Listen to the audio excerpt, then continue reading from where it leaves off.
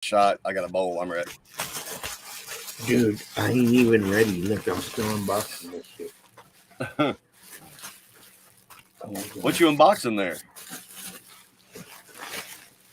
It's gonna look very basic, Nice. but it's unbreakable. That's cool. Now let's see. See, unfortunately, I would take that as a fucking challenge. Oh, dude, they throw it on concrete. They beat nails into boards with it. They do all kinds of stuff. It's like crazy. Okay, now this is a 2-piece. So do I need the? Yeah, yes, I do. It needs to cool off in this here. It's hot as Okay. fuck in this motherfucker. Okay. There's the unbreakable thing. Oh God, have you ever heard of an unbreakable bull? What up? What up, Martin? We got Shannon and we got Martin in here. What's up, dude? Hang on, I'm trying to get ready. We're not ready. In fact, we weren't even supposed to start yet, but we did. I don't know how that happened. I pushed a button or something. He tickled a button, and here he is. Right. Look, you guys gotta wait because we're still prepping for this. Wait for someone to. We have a really unprofessional show tonight for you guys. And that's different than any other night, right? No, it's the same like all the other times. Look, it even has a. Did you say you saw Shannon? I don't see Shannon yet. I see nice. Shannon up there. Ooh, All I see is cleaner. Martin.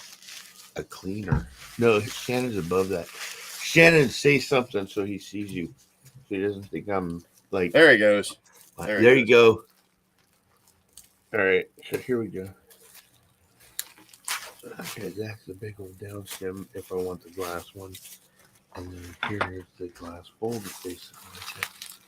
Okay, so what I got to do, because we're going to get into a conversation that's probably going to extend beyond our 1 hour dream time.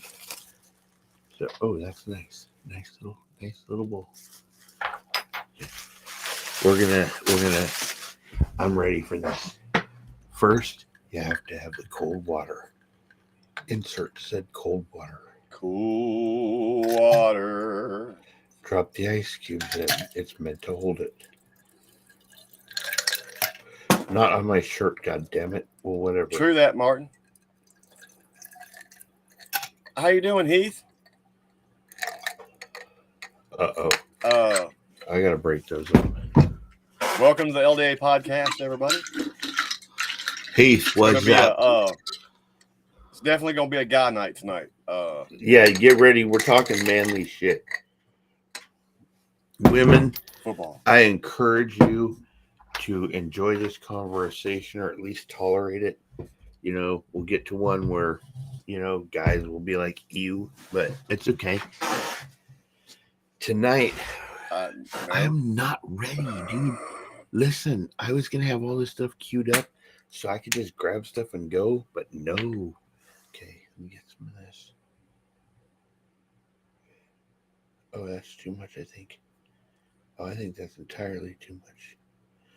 Okay, that's probably a lot too much. Not entirely. So, oh, no, it went under the bottom. Yeah, Martin, it went okay. My daughter told me they talked about it, and he thought it was all funny. I guess it was funny. We didn't scar him for life, so that's a plus. Hey, if he could put up with your first attack, he'll be surprised by future attacks, but he'll be able to tolerate them. Oh, well, good luck to your brother, Heath. Dude, look, dude, get that thing out. Hell yeah. Like, I got one, but it ain't popped out yet, but it's on its way. Dude, why are you walking through here? You're going to make shadows on my shit, cat. If you see a shadow walk behind this thing, it's just my cat. I don't know what my cat's up to. Okay, let me mute this shit because somebody's going to fucking call me. Okay, here we go. I am so ready. Oh, wait. Yeah. Do we start with a comforting smoke? I mean, we've been on long enough that or we shot, can't violate or both, or Oh, shut up, Uh, dude! I have some good shit. Okay, I got some. I got Honey Jack and Jack Fire right now. well, I will raise you a Jaeger A to Jaeger. kick this pig. Okay, look, I just dropped the bud in that other bud, so now I can't find it because I don't have my real light on.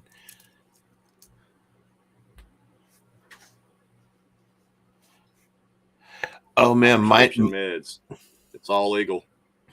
look, it's legal here in California, so screw everybody else. I'm saying, like, okay, God, here we go, you guys. My What kind of vans you get, Heath?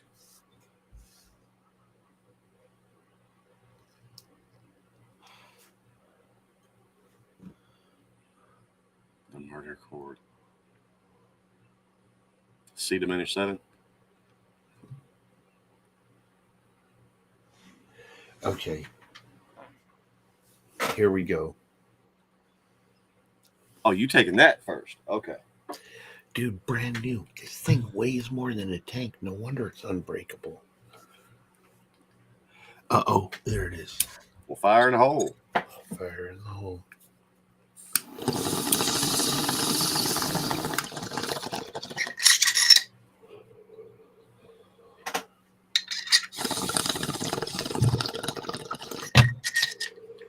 Oh Lord. Oh Lord. Yeah, no regrets. Okay, I got you. No regrets at all. No regrets at all. Okay. No regrets. Now, hey, my beer's empty. That's a fucking regret. Okay, I got a question for you. As soon as I get another beer. I might have an answer for you. Okay. Honey or fire? Oh, fire. Okay. All right. Fire, and I got the beer here. And then we're gonna get into this. Because boy, do I have some stuff to say to the haters. Like I y'all might so much. offend some of y'all tonight.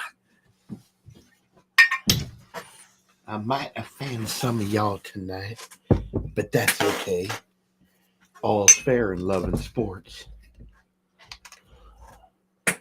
Here we go. All right. Here's to you. Cheers, brother. Cheers. Cheers.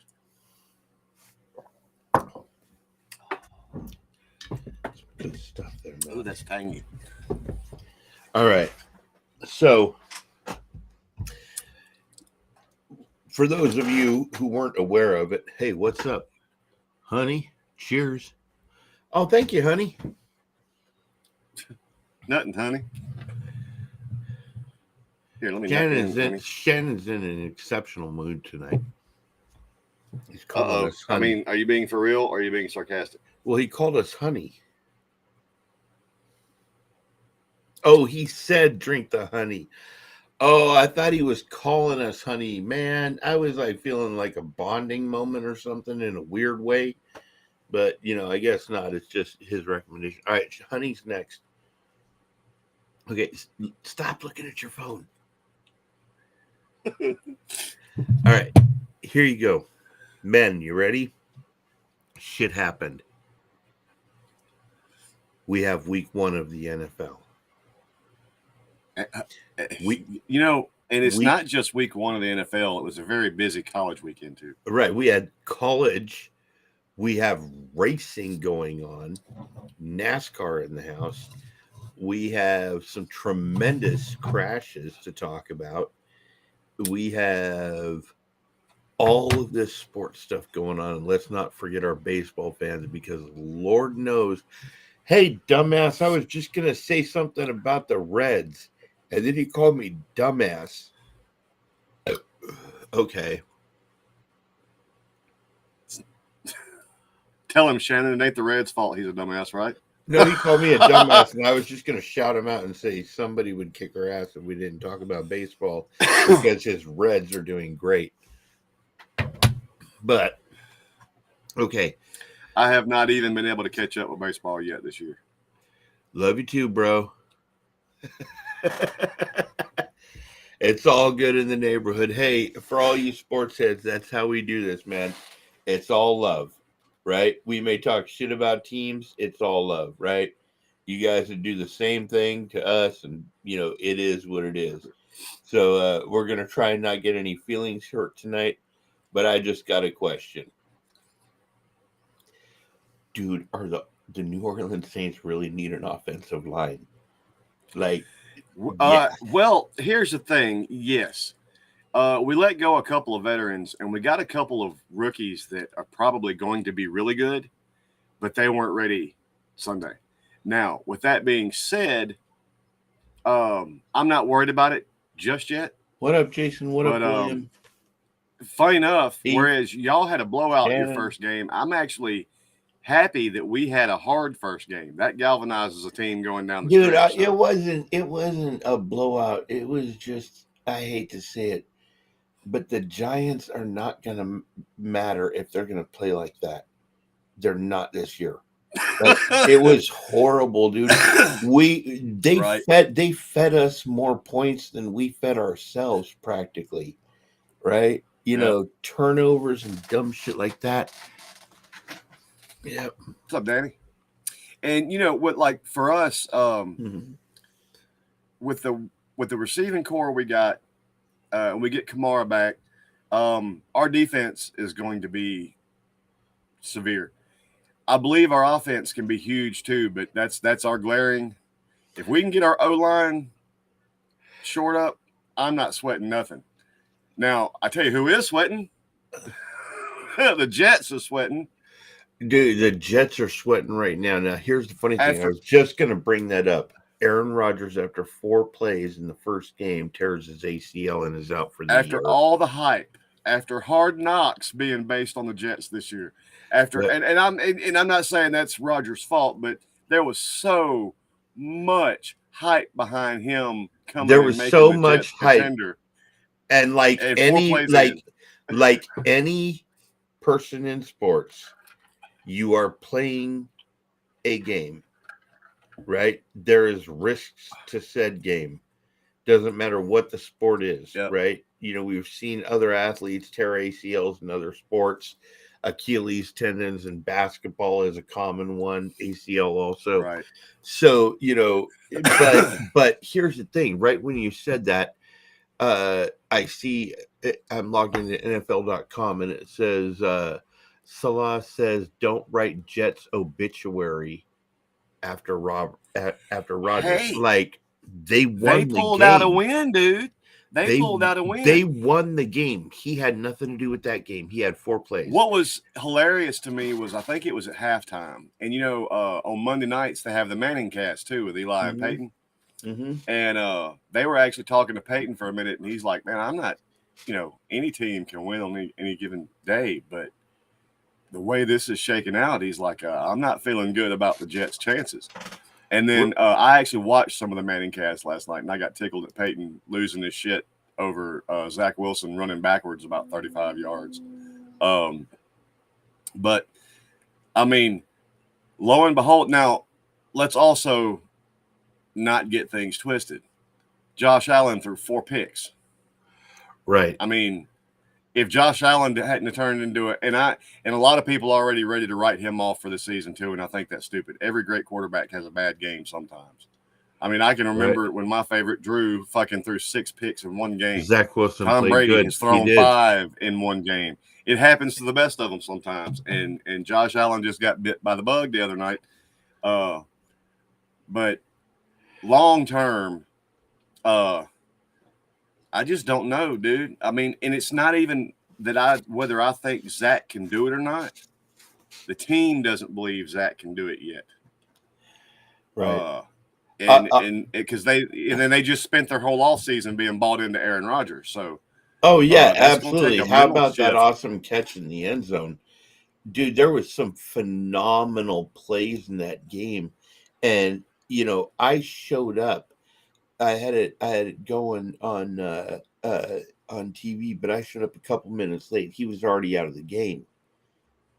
Okay, I got to tell you, I missed the parts where they were, talking about it right afterwards. You know how they talk for a long time about it when they cart somebody off and whatever. I missed that. So when I came in, they were just talking about the plays, and then when they got to a part where the commentators came in, they said, and Aaron Rodgers went out, and I was like, oh, he went out. Oh, okay. I forgot he was not even on this team right now. I'm watching you guys play, right? And you guys are, and they managed it. You don't necessarily need the big name. You need the right people. Another game that I don't know if you got to watch it, but I did, and I think Shannon watched it with me. Um, the Detroit KC game, and I have to tell you, I didn't. Dude. I wrote Detroit off in that game. I figured KC was going to wipe them, and I came in and I watched, and I was like, "Holy crap, man!" Like Detroit. I came in thinking that same thing, man. And the funny thing is, I'm a Mahomes fan. I like Andy Reid. I'm cool with KC. It's not my team, but I'm cool with them. Yeah. But I remember when I sat down to watch that game, and I thought to myself, Mahomes has what, 2 Super Bowls now? And I was sitting there thinking, Detroit ain't done shit in 40 years. Wouldn't it be funny?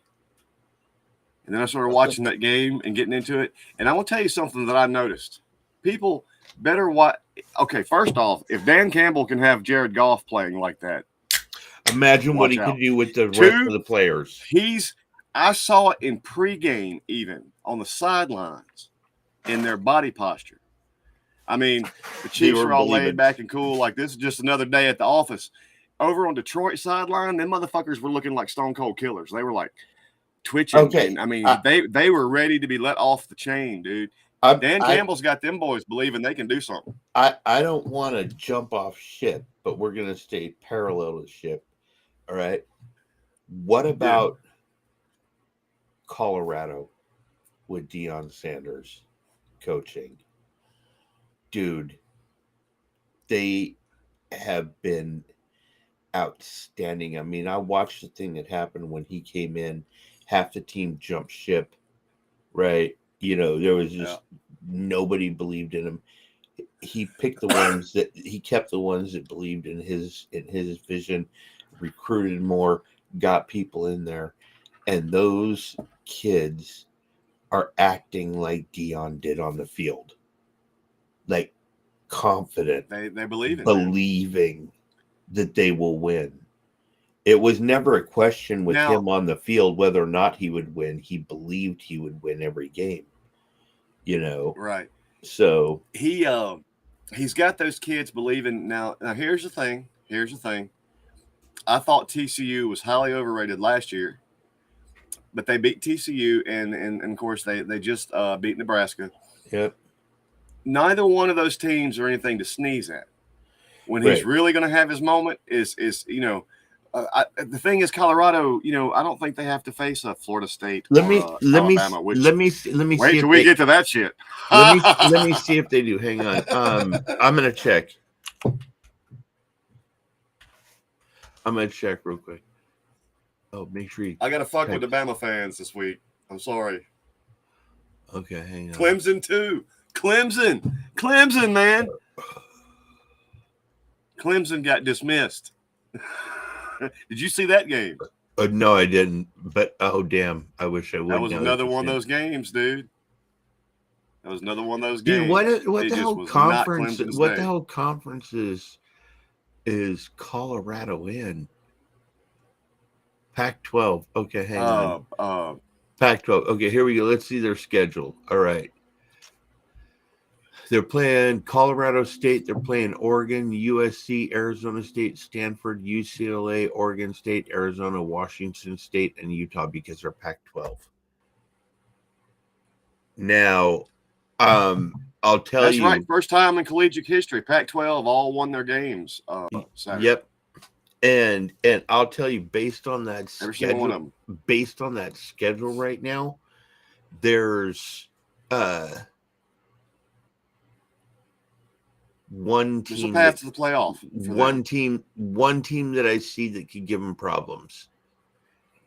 And believe it or not, I mean, there's Oregon and UCLA and Oregon State. They're all ranked. Washington State is ranked. It's Utah, the last game of the year. So Utah has a good enough defense that I think that Colorado wouldn't be able to pick them out like they've been doing with these other teams. But Right. you're right. We all know this. You go to the SEC, right? And they're faster, they're bigger, they're whatever. I mean, I don't know what it's in the grits or something. I don't know. But the boys in the SEC have exceptional speed and power, and you see it in the receivers and how what they can do to get a catch. So it would be interesting to see. I don't think we've seen a Pac-12 team in the college championship in forever ever. It's been a minute. Yeah. I think Oregon did it, didn't they? I think the last team I remember even being possibly in the conversation was Utah. And it was funny because it seemed like this was a few years back and they were mad they didn't get in because they had a record, but then they played a bowl game and got slaughtered like badly. Yeah. But man, there's been so many upsets, like from LSU falling last week, Bama and Clemson falling this week. It is crazy. Oh, yeah. Now, I have to say, I'm an Ole Miss fan, and I saw perhaps the best catch I've ever seen in my life in that game the other day. The way this boy high pointed, took one out of the air, landed on his back and flipped and everything and held on to the ball. And I was sitting there thinking, Jesus, that's some want to. That's a kid that wants a job down the line. So. Yep. Oh man. And there was another game I was going to bring up. What was the other one? No, F them. Oh, what? Yeah, F them. Okay, whatever. F them. Raiders beating Denver by 1. I saw that coming. You did? Saw that coming. I thought. Yep. And I will tell you why. It's because of our kicker be... battle that was going on in New Orleans. Okay. When Sean Payton, because he's the guy that brought Lutz to the Saints to start with, and Lutz had been falling off with us. And as soon as we kept Group, whatever his name, I knew Lutz was going to Denver, and I was like, he's going to regret that because he had actually called the Saints organization and said, whichever guy y'all cut, we want the other guy. We kept Group and let Lutz go, and Lutz missed an extra point and a field goal. So that was a difference in the game. I don't know, man. I just sniffed that one out. I didn't know that factor behind him. So to me, I just figured that with the restructuring of the Raiders with the new quarterback situation, that I didn't see anything. You can't really judge, preseason anyway. I mean, you see some cool plays and stuff, but that doesn't tell you how they're going to do live on the field. It's preseason. So you got, they didn't even put the big guys in. They put everybody who's trying to get a job in, give them their shot.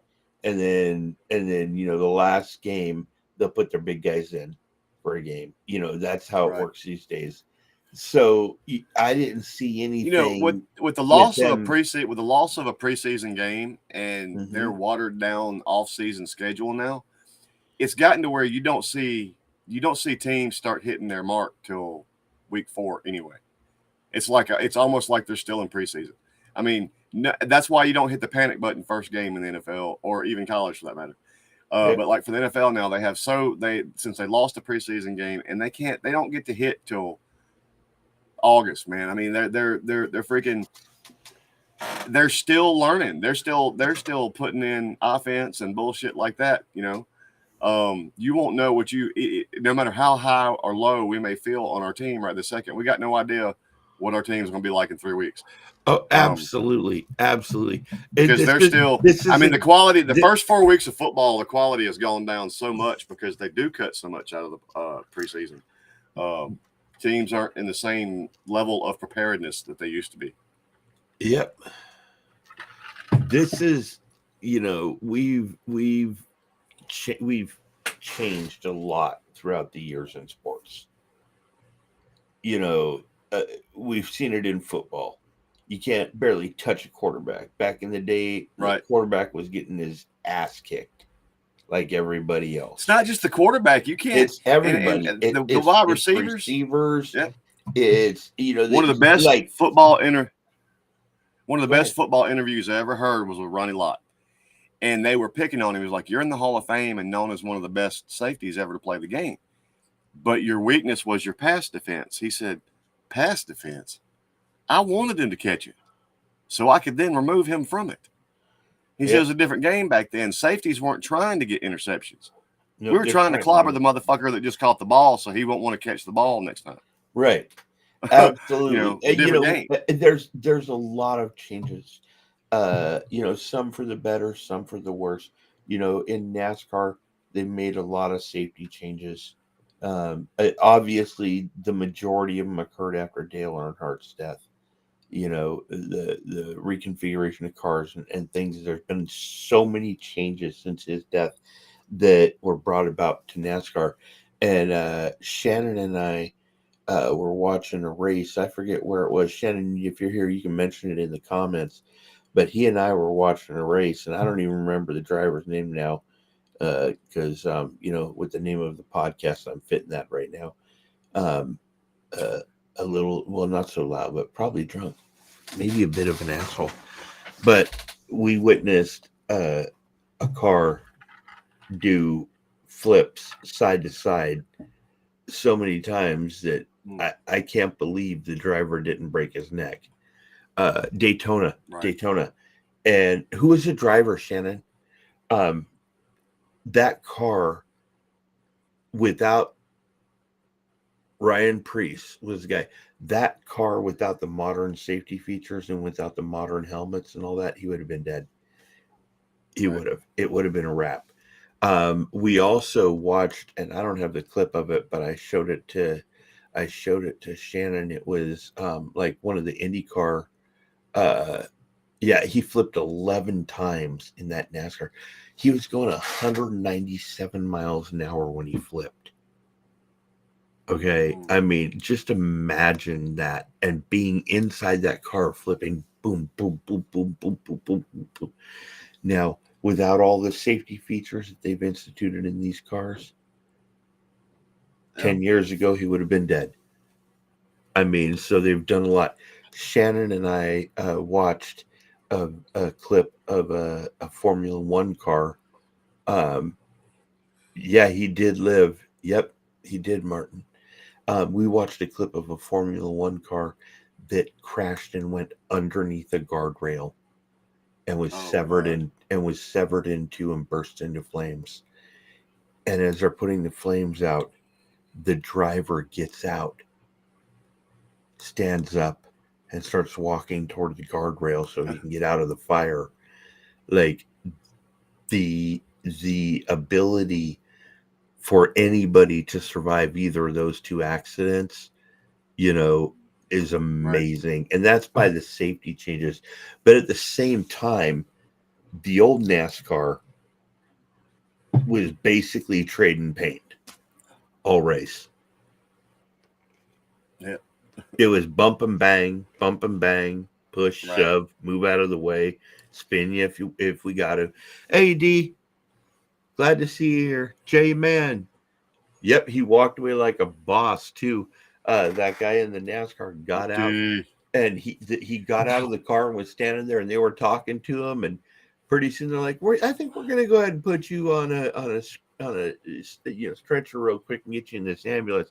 And I'm thinking the same thing, because if you flipped 11 times like that, bro, your dome probably be like rocking like a fucking hurricane.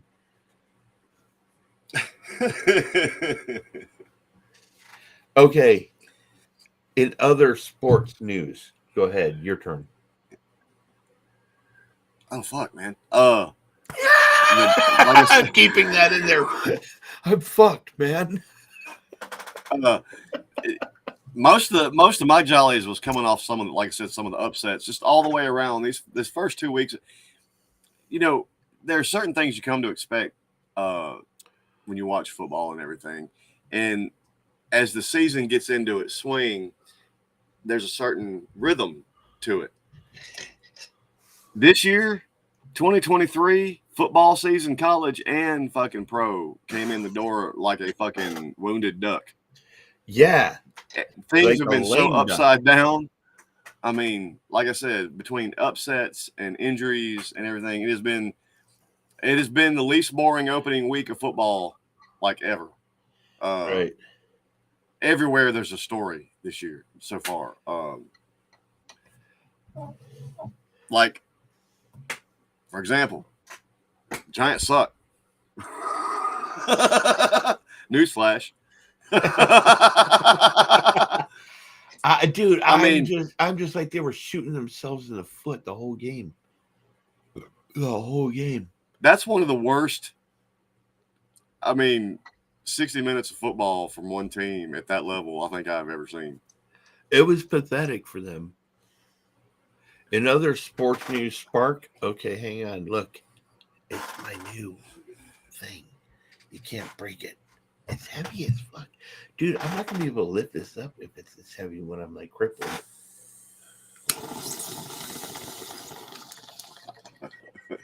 I wish I could, because if I'm crippled and I drop it, it wouldn't break.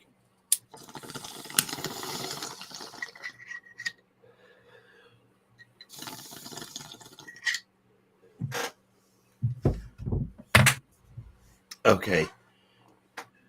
I'm gonna. Oh God. I might cough. Thank you, D. Was it a 20 or something? I No, it was would. just a spark. I Oh, miss Lord. I miss my big bong in there, but if I was to pull that bitch out right now, I would cough up a lung. I'm pretty sure. Oh, dude, believe me, I've thought of sending packages containing some sort of a glass device that you would look at and be like, "Oh, hell no." I've got a couple of nice. We've had this discussion. I got a couple of nice pieces in there that I Uh-huh. just need to get a new stem for. I'm gonna. I've actually been contemplating. I've always been a MacGyver guy. I make gravity bongs in the sink. I made a pipe. We called it lung wrecker. It was made out of PVC pipe. Uh-huh. And oh my god, dude, that motherfucker! You pull your mouth away, and it would just be like overflow of milk. I mean, that motherfucker, and it didn't make you work very hard to do it either. What was the beauty of it? That was probably one of my greatest masterpieces. That I wish I'm gonna try to recreate that. I won't be able to. I won't be able to do it. It won't be as good as the original, but man, Dude, I don't even know what ever happened to that thing. Here's the weird one for me. This one. It's not that big, right? I mean, it's the world, right? But it's like, how big is my hand? I don't know. This is like maybe 4 inches across, right? But what you don't realize is how much width there is in 4 inches and how much smoke fills up in that chamber before you pull it. And then you fill it up and it's got a little tiny hole to breathe into. So you're hitting it and you're hitting it and you're hitting it and you're hitting it and you're hitting it. And it's filling this thing up. And you're like, wow, I just took a huge hit. And then you exhale and then you pull the bowl out and try and breathe all the smoke in and you drop dead. Right. Martin, I'm also an MMA fan. Speaking of upsets, Strickland pulled off the upset this weekend. Wait, what's that? I thought MMA was Married Men's Anonymous. We go bitch about our wives. Okay. Mine never gives me a reason to complain, but even if I was going to, she's sick right now, and that would be marital suicide. So no. Oh yeah, dude. I've learned that trick already. I test the water. If I step on the first leaf and she screams, it's like, no, I'm not going back in the woods. It's cool. I'll just leave you alone. Nope. So, but, oh God, I almost said the F word right after that. That would have sounded all bad. But, oops. What? Yeah. Fuck. Shut up. That I word? didn't say it out loud, but if they connect the dots, it sounds weird. Fuck? No, and I said but What before that. dots are we connecting on the word fuck? I said but before that.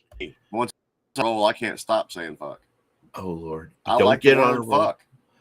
Okay, wait. Here we go. Here we go. All right, let's talk your game for a minute versus Tennessee. What's the issue with Tennessee? Wait, who versus Tennessee? New Orleans. Who you guys played on Sunday? We got Carolina next. I know, but in that game in Tennessee, what do you think was the issue with Tennessee? Because you guys were playing them, so you're obviously able to see it and judge them. What do you think they need to improve on? Quarterback play.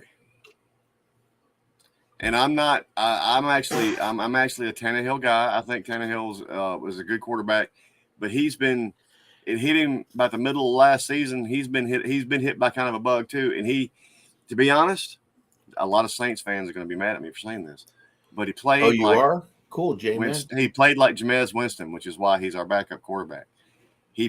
There was times when it doesn't matter if you've got a cannon of an arm. Sometimes you can't. The throw you're trying to make is just impossible. He threw some stuff up he shouldn't have. They didn't play that bad. That was one of those weird games, man. There was bad calls on both sides of the field. There was fucking nobody was. I mean, our offensive line might as well have been non-existent. And Tannehill, even when he had protection, it was just like he would see his guy, and his eyes would get so fucking big. He gives at the same time tunnel vision on that guy, and he didn't see a Debo coming like a fucking Mack truck. And I was sitting there going, "Don't turn it." Even I'm sitting there going, "Don't turn that loose." Oh well, that's gonna be a pick, bro. Sorry. Yeah. See, Tannehill, I don't have. Didn't help. I don't have the faith in Tannehill. I think that you do. I'm looking at his career. Right. And how he does in games, and his record isn't very good as a career. When he first got to Tennessee, that motherfucker was good. Fire. He was good. It's like it rejuvenated him, but he's fallen back into his old, I agree. He's fallen back in his old patterns.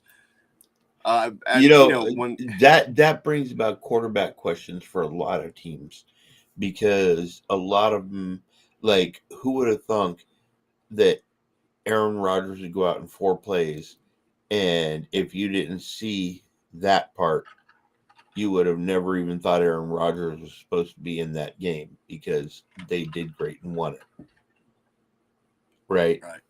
So their backup situation is great. Okay. All right. It's great.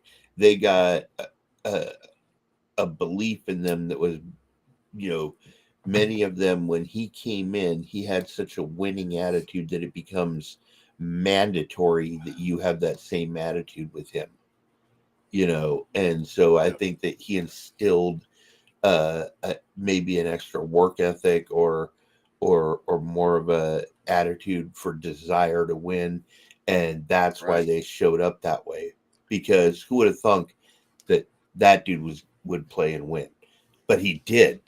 He did. The biggest shock to me at the quarterback position this past weekend, believe it or not, was Baker Mayfield. That motherfucker played like he thought he was Drew Brees or Peyton Manning or something this weekend. Yeah. Fucking Baker was fire. Especially down the stretch in that game. The game that I recorded a few of the games, and dude, it was nuts. Dish Network lost their contract with the NBC and ABC stations here near us or whatever. So I had to sign up for like Peacock and shit and pay all this extra money so I could watch it, because of this like little Fire TV right here. And I was sitting here watching football, and then watching the NASCAR race over here. You can ask Shannon. And I was going in like this. And I said, I'm gonna make a video, neck exercises. Right. It's like watching tennis. Right. Yeah. And Colton, this is just so you know, Colton, and I feel like I have to address Colton real quick. This is a different bag than what you came to the other night, brother. Just letting you know. yeah. Hey, we're just chilling tonight. We're talking about sports and other shit. But yeah, that dude, I was watching that on both sides. And the San Francisco Pittsburgh game. Pittsburgh looked like shit. Pittsburgh looked like They didn't look real prepared. they looked like shit as an entire team. It wasn't one player, Which is was shit. unusual for Mike Tomlin's team. Right. Whether they get beat or not, it's rare that they Oh look Jesus, unprepared. Jesse, why'd you do that? Oh gosh, the wolf. Shots. Everybody.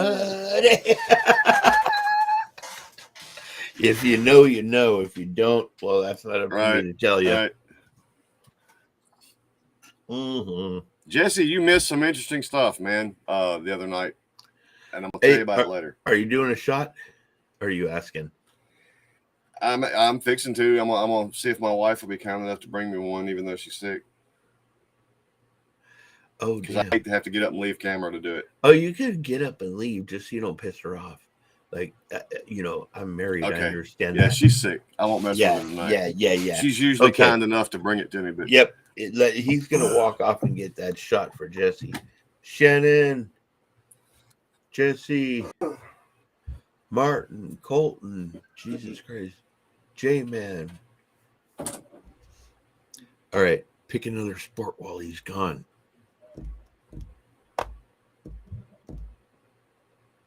Think quick.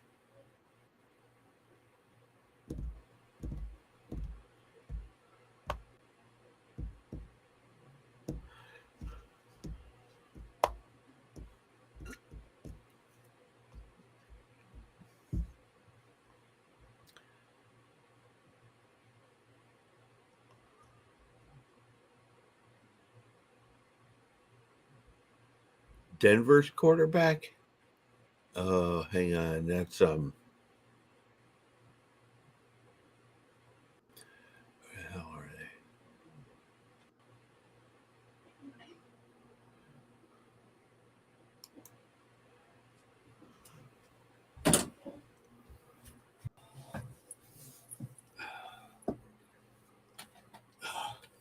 weak sauce in the middle of a podcast, and I got to go pour shot. But Yeah. since I have said shot,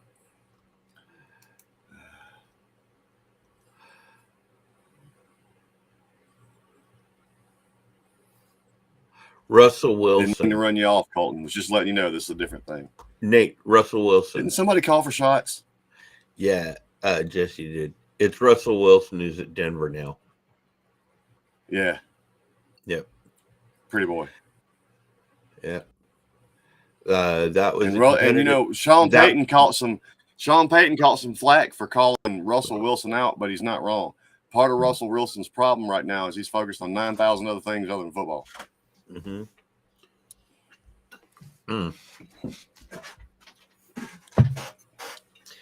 All right, here we go. And they got my old coach, but they also got our old kicker, and that just cost them. We'll find out whether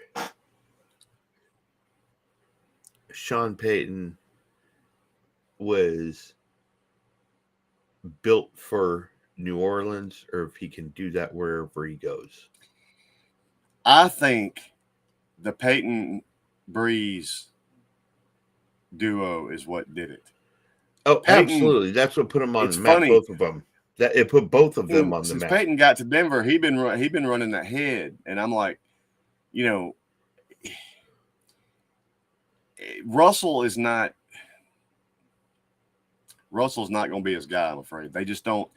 And that goes for any team. There has to be that marriage of minds between your quarterback and your coach. You look at Andy Reid and Mahomes, and you look at back Drew Brees, Sean Payton, Belichick, Brady. there's a certain amount of the chemistry from the top to the bottom of the team that's built between the chemistry of the quarterback and the head coach. There just is. There just is. Yeah, Nate, they lost against the Raiders. That's probably why you're pissed, because it's divisional. By the way, Martin says talk about boxing the Gypsy King, and I don't think so. So, we can talk about boxing. If Gypsy King gets overconfident and stands in front of Ngannou is going to put him in a fucking coffin. Yep.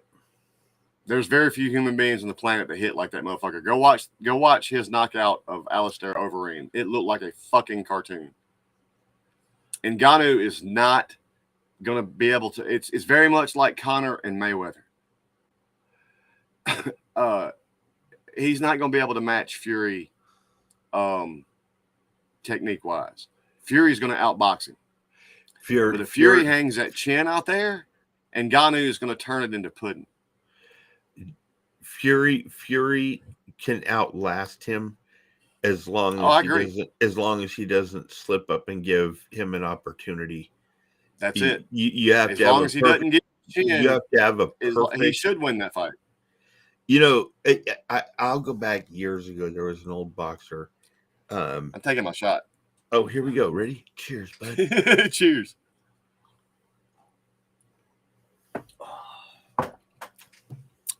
There was an old boxer that I followed, Julio Cesar Chavez, right? Mm-hmm. This dude's record is outstanding. I mean, he won over 180 something fights, right? And he didn't win by instant knockouts. Mm-mm. He could outlast them, and he was waiting for them to slip up so he could get that one punch in. Because he could take everything they threw. He's just waiting for that opportunity. It was like he had an iron chin and an iron stomach, you know. Kenny, have you been a fan of MMA? Have you ever watched much MMA? I've watched some of it. I studied martial arts when I was a young kid up through college, and I was into MMA early in its inception. And back in the day, you know, you could come in at any style, anything like that, and then the game changed. You had all of a sudden you had to be good in a little bit of everything, you know. Mm-hmm. But you talking about that iron chin? He finished his career in the bare knuckle circuit, and he was who they give the first knockout credit to Anderson Silva in the UFC, even though he didn't knock this guy out. He knocked him down and kept hitting him, but dude was never out. But his name was Chris Lieben. And one of the funniest fights I've ever seen, they were in the cage, and he fought a guy. This was at middleweight. A guy had dropped down from heavyweight to middleweight, named Terry Martin. And he hit Lieben in his face so hard, I thought they were going to have to call the coroner. Dude fell back, and the way he fell back, my first thought was he just killed him with one punch. And dude fell against the cage, and when he bounced off that cage, there was the devil in his eye. And he walked over there and with one punch, put fucking Terry Martin in the ground. Pop. That dude, you could hit him and hit. And he didn't even start fighting you till you cracked him one good time. That's just the way he was. I saw Julio Cesar Chavez in a fight at the Great Western Forum on Friday night fight nights. And I forget what round it was, but he was like beating the shit out of this guy. And the ref wasn't like stopping it, you know, and it was getting really ugly. I mean, even the commentators were saying something about it, right? And he was saved by the bell. And at the end of the bell, Julio Cesar Chavez went back to his corner and sat down, and nobody from his corner touched him. They didn't give him water. They didn't wipe his face. They didn't do anything. He sat there and looked across the ring at that kid. And when the bell rang, he came out and hit him with one punch. And he was unconscious for 8 minutes. And he was screaming to the referee. First off, Martin, no man No man. Zero. Unbeatable. Zilch. But if you want to be for real, the level of boxing now, I mean, I'm not taking away from the Tyson Furies of the world, but they wouldn't have been a wet spot back during Hagler and Ali and fucking those days of boxing. They'd have gotten their asses handed them so fucking fast it ain't even fucking funny. I mean, let's be real. Let's be real. Let's be real. Even newer than that. Look at, you take heavyweights, they wouldn't have endured Mike Tyson. Ever. No. People can say all they want about Tyson. That motherfucker, he was a little heavyweight. But he hit that you. Motherfucker hit you, and you saw stars. He hit you, and you saw stars no matter where he hit you. Right. What you mentioned the MMA, and I didn't pay attention to MMA. It wasn't my thing. I like boxing, right? But I didn't pay attention to MMA. And then I saw this video from Godsmack called Crying Like a Biatch. And in that video, there's a whole bunch of MMA fighters fucking each other up. And I was like, that looks dope. Right? So I started watching some of it. You ought to go watch. It'll make you like some MMA guys. There was a show called Bully Beatdown, and it was an MMA fighter was the host of the show, and they would find these guys that had been horrifically bullied in their life, and they would put them in the ring with an MMA guy, and if they could last a whole round or whatever, they would win some money. And them guys would be like, "This the motherfucker that fucked with you? All right, I'm gonna go kill him." Them dudes would come in there and get their asses beat down. Bass Rutten fucked one of them up, man. Yeah, Nate knows what I'm talking about. Okay, hang on. So I'm going to look this up real quick, okay? You talking about Tyson Fury? No one, maybe today, Martin. But if you think like Marvis Margolin Hagler and fucking back in the day of Ali and some of those guys, Hearns and some of those guys, you think them guys wouldn't have put a whooping on Tyson? You don't know boxing. Just saying. I mean, I'm not taking away from Tyson Fury. Hell yeah, he's the man. Now. Okay. I'm gonna put it to you this way. Okay.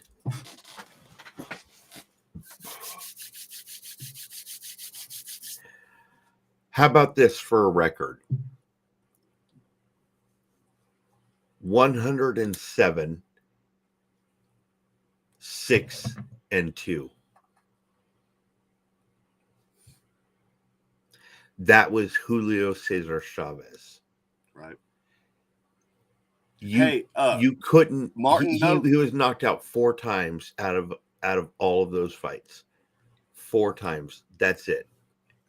If it makes you feel any better, though, I believe that Lennox Lewis is one of the most overrated boxing champions ever. Yeah, I would absolutely agree with that. He wasn't a fighter. He was a point guy. You know what I'm saying? And there's a difference. Absolutely. Man, I remember back. I would actually like to see Tyson Fury step to MMA. Sorry, Kenny. My bad.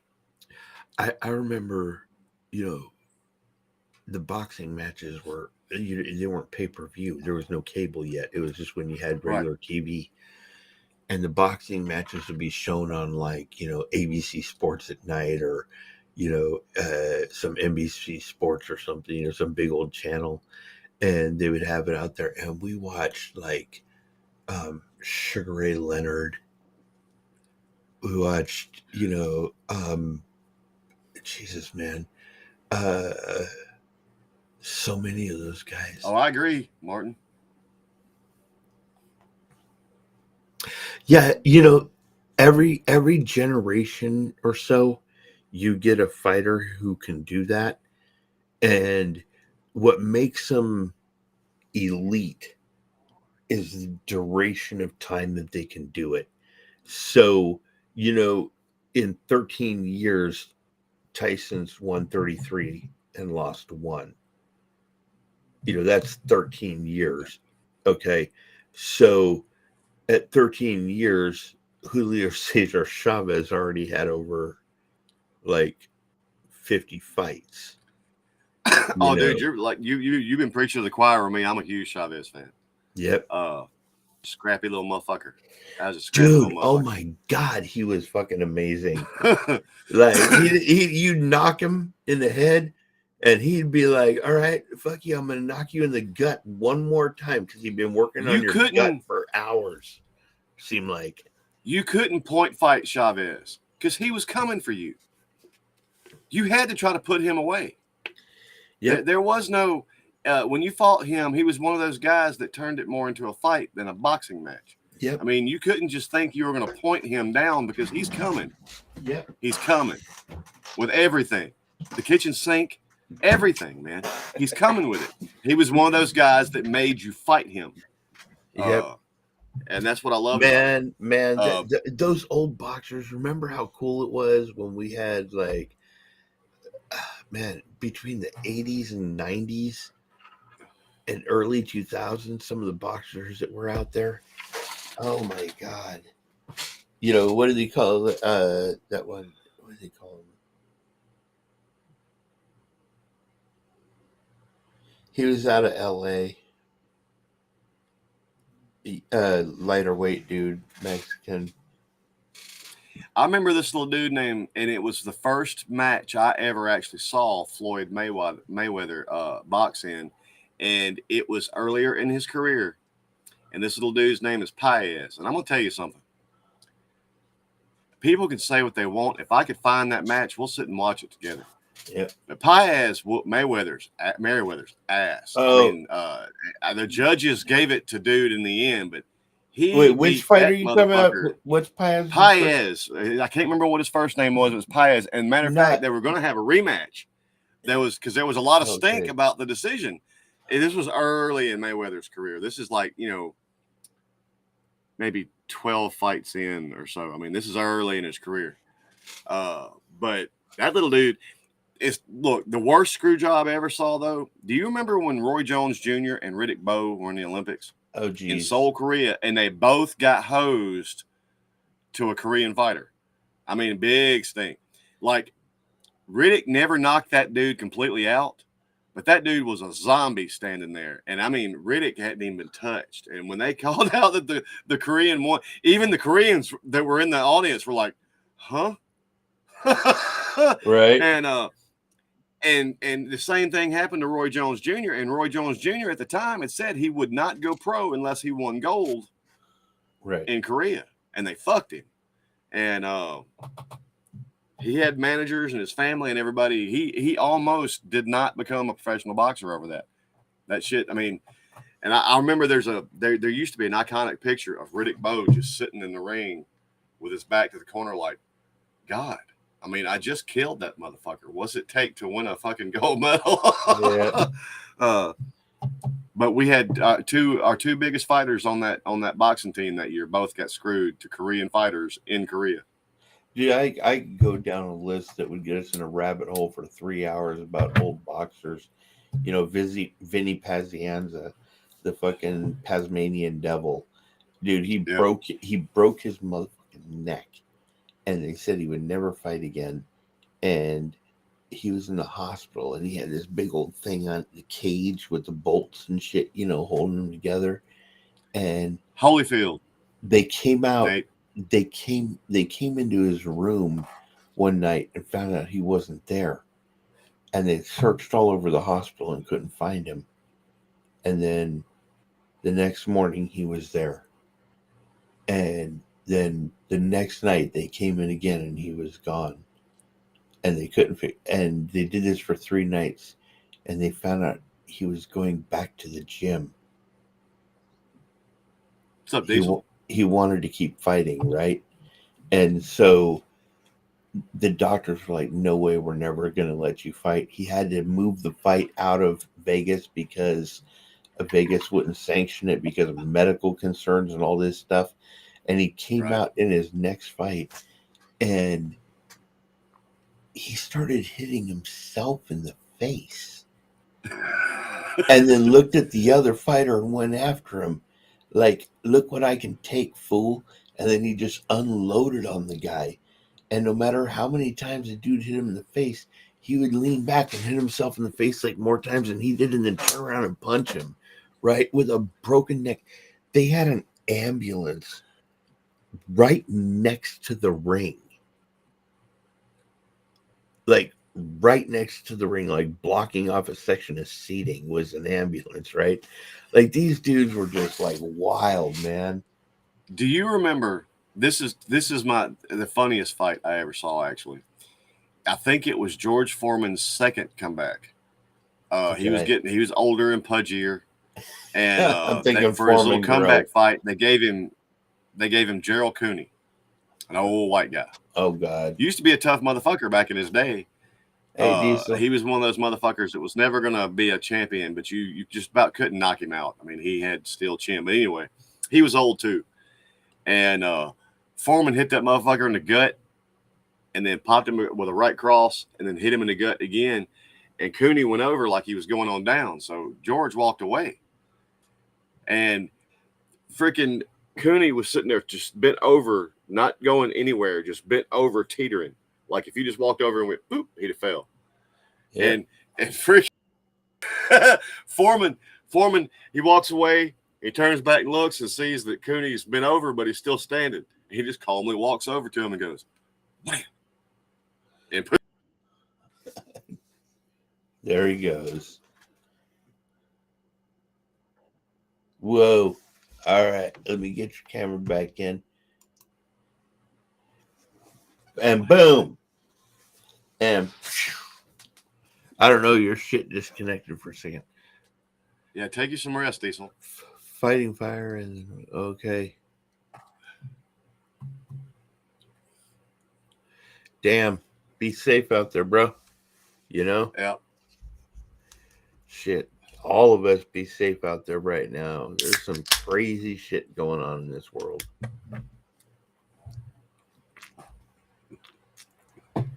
All right. I'm going to get killed if I don't do this, but I'm not going to do this if he doesn't say something.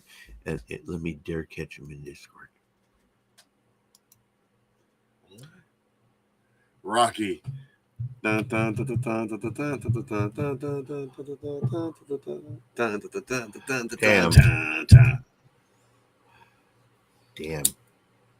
Our Discord seems to be lit. I remember all Rocky Marciano. Or what? Our Discord seems to be lit with people right now. That's how it happens. That's how it happens. Yeah. Let's see if you can encourage.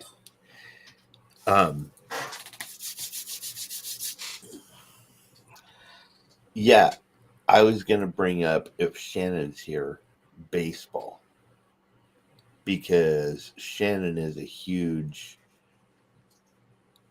There you go. Shannon is a huge Reds fan. And I got to admit, I don't get their games out here because, you know how they do, they show regional games, for your regional team or whatever, unless you have like the whole whatever freaking service to get all the games. But Shannon's been kind of narrating it for me as it's going on, right? And the Reds are stacked with like young, like high-powered, like hired guns, like just hitting distance, speed for stealing bases. They just won 6-5. Oh yeah, here we go again, right? Like that's what they're doing, right? And yet they're a team that has a bunch of players that nobody knew about at the beginning of the year.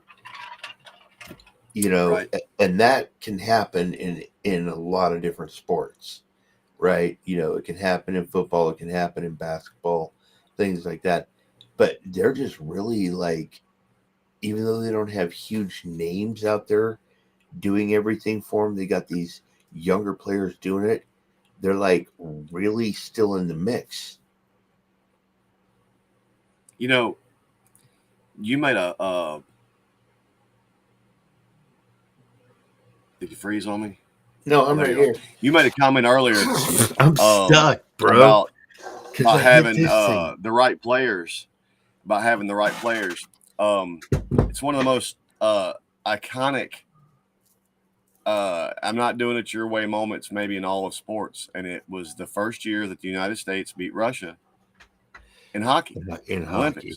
Yep. They hired this coach, and they gave him a roster full of all these big name superstar players and all this shit, and he threw that in the trash and put together his own roster.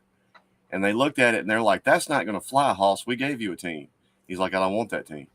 "Why not? It's full of blah blah blah blah blah blah blah." He said, "You ain't always got to have the best players. You got to have the right players." Yep. And if you know, you know. That was a big gamble. That would have been the end of his career, because they backed off and let him do it his way, and we wound up beating Russia in the Olympics. It had never been done before. So, Okay, my computer, but it's like that in every sport. You know, it's you got to have the right players. What's up, Tina? My computer says 706-912-2023. I think that equals 420.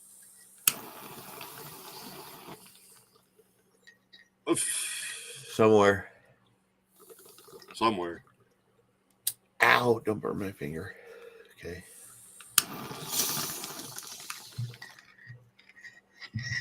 Yeah, this thing hits pretty hard. Yes, I'll see that. Is that my camera? I can't tell whether that's between me and my screen or me and my camera. I think it's between both. Shit. Yeah, that thing looks like it hits like a hoss. That's perfect, bro. And it's unbreakable. You know how many of these I've broken? My God, dude, I've broken like $700 worth of them in the last 2 years. Bad Kenny. That's what happens when you buy expensive ones and then they fall off your desk when you're in the garage and land on the concrete floor. That's why I have been buying cheap shit the past couple of years. I am notorious for knocking shit over and fucking, breaking shit. So if I send you a gift, it should not be an 18-inch tall 3 percolator one. Wow.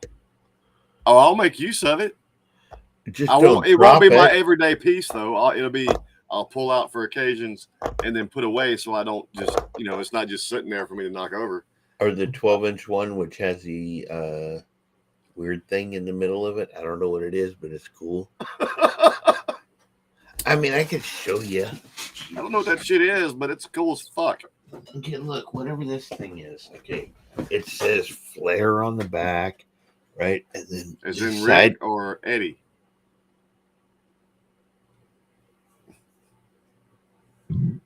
Is that an eyeball? The fuck am I looking at? Yeah, it's like a pink-headed ears, eyeball, mouth. I don't know what the hell it is, dude. But it's something. It's a little creepy. And it's got it's got like a bot, like whatever this thing is, dude.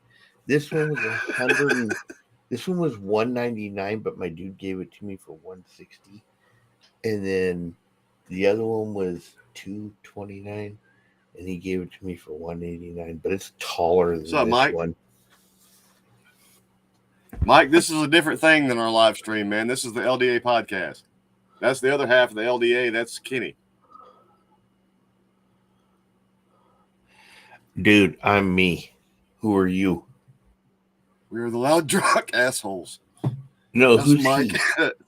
Oh, okay. He's somebody Mike. He's actually somebody we know locally. Oh, geez. Listen, he is technically the loud one, and I'm the drunk one, and he's the asshole. So, yeah. When I get drunk enough, I might be an asshole. Probably will be. There's a good chance I'm going to be an asshole tonight. Be an asshole. God damn it. Why are you waiting? Be an asshole. Be an asshole. Be an asshole. I was just sitting there. I was just fixed to play that through my speaker, and I'm like, shit, I don't have that hooked up tonight. One in my headphones. Oh, dude. I'm an asshole. I'm an asshole. I'm an asshole. All right, because there are people here that know both of us, what do you have in your watch later to react to next? I'll Well, look at actually, I'll look at mine. Oh, don't look there. That's the live stream. in the morning, I'm actually uploading our Oliver Anthony finally. Oh, the Richmond. Yep. Nice. Okay, for those who will, here's his little snippet. Give me a short description of what you think of it.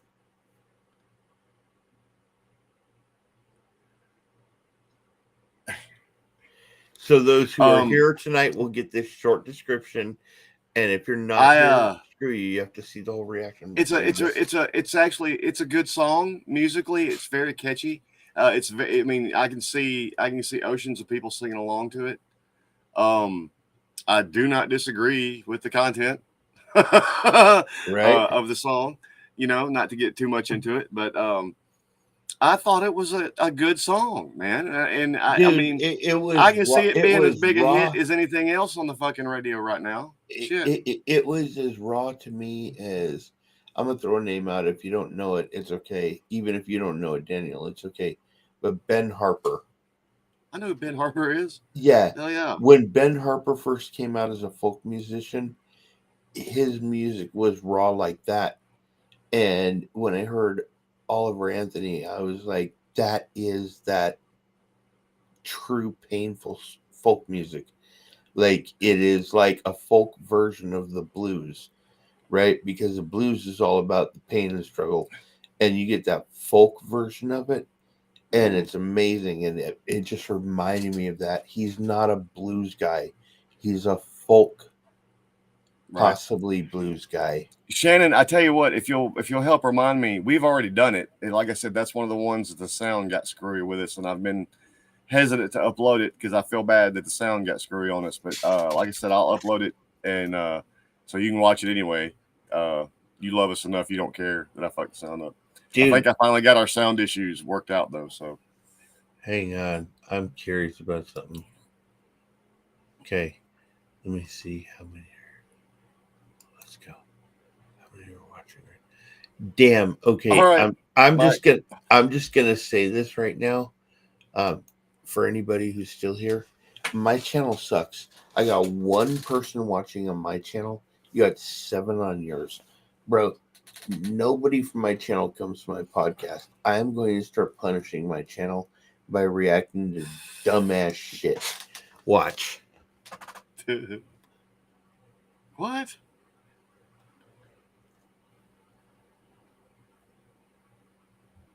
Jeffrey Tull. Funny. I thought it was. I got my camera flipped. Hang on. Oh, watch. How did I do that shit? Oh, I can't do it. Camera settings. No video. Kablow! Whoopah! Yippee-ki-yay, motherfucker! Am I right now or am I wrong now? Either way. Oh, Kenny, you're always wrong. Shut up! I'm not a Democrat. I'm in that. I'm in that club too. I'm always wrong. It doesn't matter. It's my fault. Always. Is that better? Oh, Jeffrey Tull. Is it like Jethro Tull? That'd be cool. That's his long lost Siamese twin. They were joined at the dick. Dude, you know Jethro Tull was cool as fuck, dude.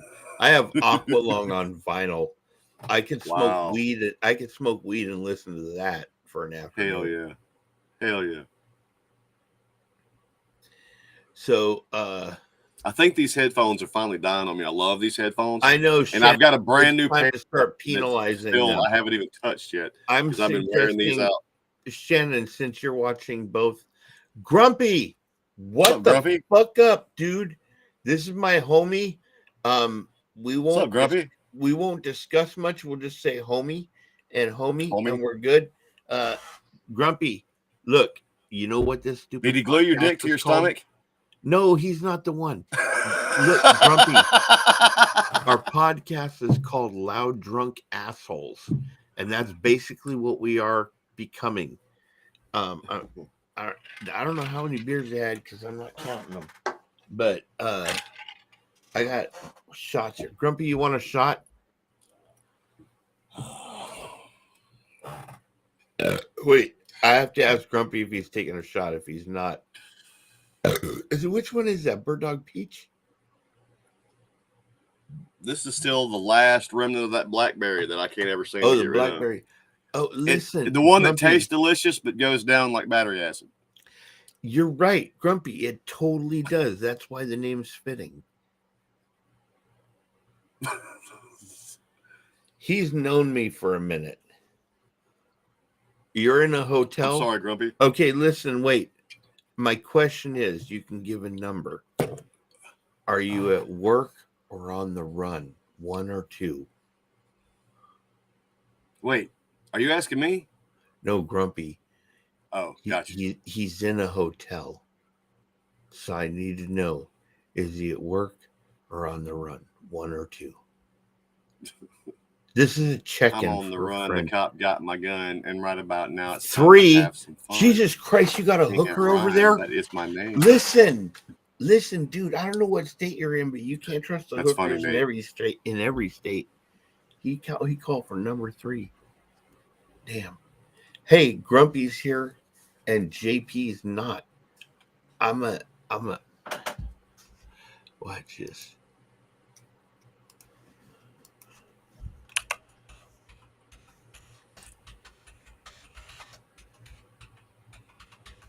Move to Texas. From Washington, which is smart. Which is smart because, for one, he gets to experience sunshine. right. Right. The downside is not everything on, like, all the shit that's legal on the left coast might not be legal in other states, meaning, the big puff pass. So right. Yeah. Montana. Yeah, I'd like to see some Montana.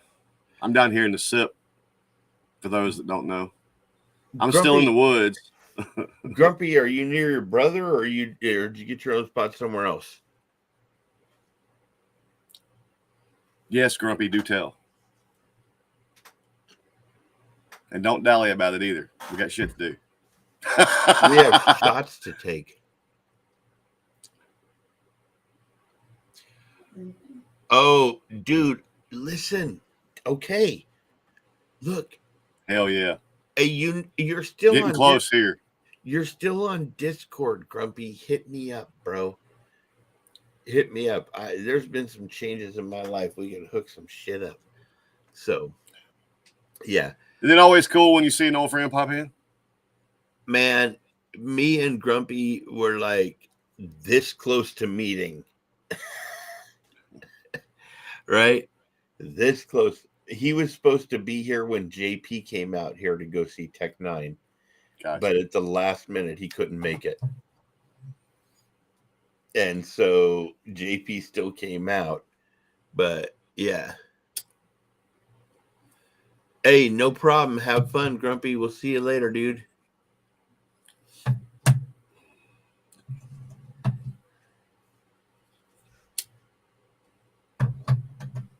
And before you leave, Grumpy, always remember, man, love your pets. Don't love your pets. Yeah, that's important. Like, love your aunt, but don't love your aunt. Yeah. I fell down laughing at that movie that I heard that line out of. That woman's talking to this lady. This lady's a little too enamored with her dog, and she tells the ladies, like, look, you love your dog, but don't love your dog. How can I say something about the Second Amendment? It's a free country, so you just say it. Like, we have a First Amendment. He makes me want to go get my bow. Dude, It ain't most. it makes It me ain't want season to. here yet It though. makes me want to get my gat. Let's go. I don't have a bow. That's why I have to say get my gat because I ain't got a bow.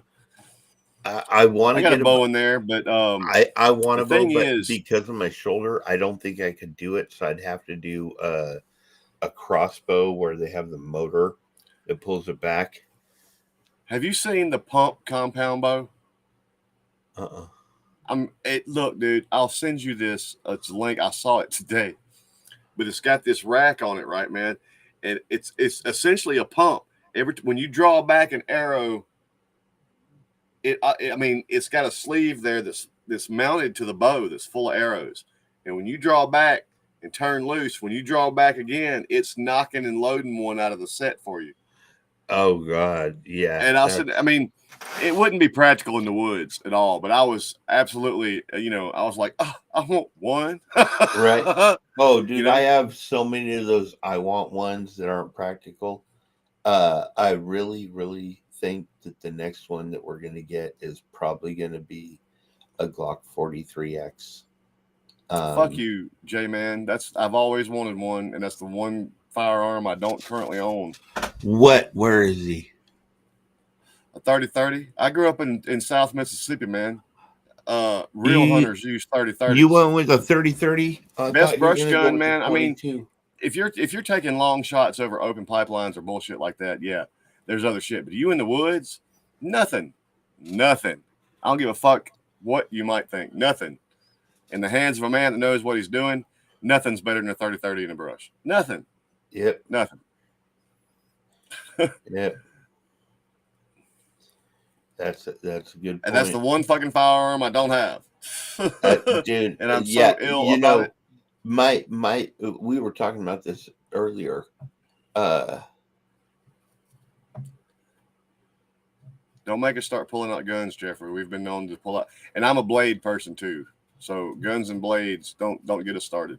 I won't pull out guns, but I'd be happy to show blades because there's a green screen over there. I have to move that to get to the things, but the knives are all right here. But actually, yeah. none of my knives are around. The only one I still have sitting here is this one because my wife cleaned up and rearranged everything. But I mean, there's always a blade of some kind within my immediate vicinity. And I promise you, if you're one of those fools that ever gets in my house, you better hope I get to my gun before I get to a blade. Actually. Because this is a much more up close and personal kind of violence. This blade will actually do more damage to your finger if you close it wrong than any other knife in the world. I have one of those, and I know what you're talking about. Yeah. You got to be careful. Oh, if you need one with a big old thumb flipper, you get this one. I've actually got a fucking prune saw that's like that. So flip out like that. Motherfucker's that long. Springfield, I got a SIG sitting back there right behind me. Martin.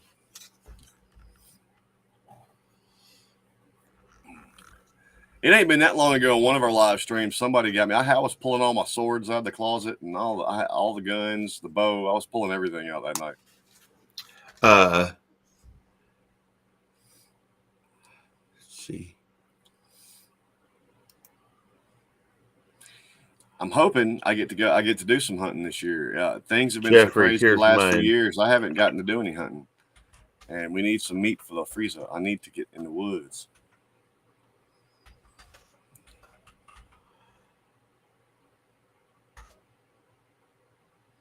I hear you, Jeffrey. There's mine, Jeffrey. Oh man, I have a 1937 Remington 22 rifle. I got a couple of over and unders that are going to be mine from about that time, but not yet. My mother won't come off of them yet. Yep.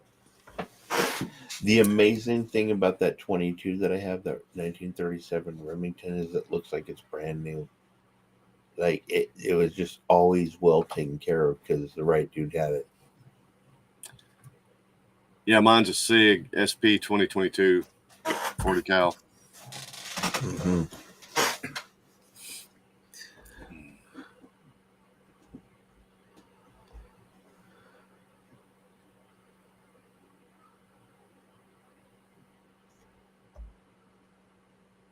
Which one?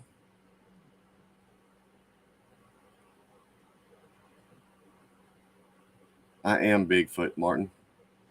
I am the For Sasquatch. which one are you talking about? The 12 gauge or the 338 Win Mag and 6.5 Creedmoor? Yeah, that 22 long rifle. I thought that's what you're gonna use today, dude. Go plinking. You went with a 30-30 instead. I love Man, plinking, man. I love plinking. dude, remember when we were kids? Wasn't that the coolest part? Like the days you got to go out and plink around. Dude, one of my favorite plinking guns, and you're gonna laugh at this, but it's a Browning lever action 22. Uh, I get it. I get it. love that motherfucker, man. I Love that get it. motherfucker. I had there was the Ruger 1022 and there was the Marlin 22. I had that Marlin one. Uh, I'm very familiar with Marlin 22 rifles, yep, and pistols for that matter. yep. Now we have the Remington. That's older than it's like older than my parents would have been, right? So it's like hell ass old. And, but I if I were to get another 22, the only one I would do would be the lever action 22. Um, It's great, dude, and I highly recommend. I'm serious. I highly recommend the Browning. yep. I couldn't afford a Browning. One of my buddies had one, and it was kind of like those. Here, just take it and one day give it back to me. You know, borrow kind of thing. I loved that fucking 22. We had several around the house. Still do. Mm-hmm. But I mean, dude, I'm gonna tell you what. Open sight with that motherfucker at 100 yards, I will trim your nose hairs. Oh yeah. Oh yeah. Oh yeah. um, I love that gun. What's funny is besides my 22, the next gun that I shot as a youth was M130 caliber carbine. Dude, that's almost just alike because funny enough, mine went from a 22 then to a 30-30, but the next gun that I held, my uncle had my grandpa's old M1. And I'm gonna tell you what, I liked that. I missed that rifle. They're a great gun. They are I an missed that rifle. absolutely great gun. I have hunted with that rifle before. Yep, dude. We went out into a canyon and took like this was back when they had the glass 5-gallon bottles for water, you know, Mm-hmm. and we would take those out to the desert and set them up, and we would take that M130 cal and just blow the shit out of them. Dude, we went. Funny enough, the guy that teaches my daughter now, we went to a camping trip up around his neck of the woods, right? And there was this we stayed at one of the members' fathers. He had tons of land and livestock, so we just camped out there, right? Well, everybody goes to bed that first night, goes to their tent. You know, we've been drinking all night, partying, everybody's ready to crash. Well, the dad, who was a demolitions expert in the army, fucking takes us, a couple of us, me and Weaver, a couple of the guys, way out in this field. And dude, he gives me a by God, I don't even remember what caliber or what. This gun, it was like, well, that brings you into laid down and the gun held you. It was so big. He let us shoot that for a while. And then we blew a tree up with some C4 and that's the question that just came across. Okay, what is the most powerful gun that you shot in your life? And he says his was the 600 Nitro Express, which is a huge one. That is a big one. Okay, so yours. I think far as handgun goes was my boss's 500 mag. That's fucking stud. He has a 454 too. That's also a stud. I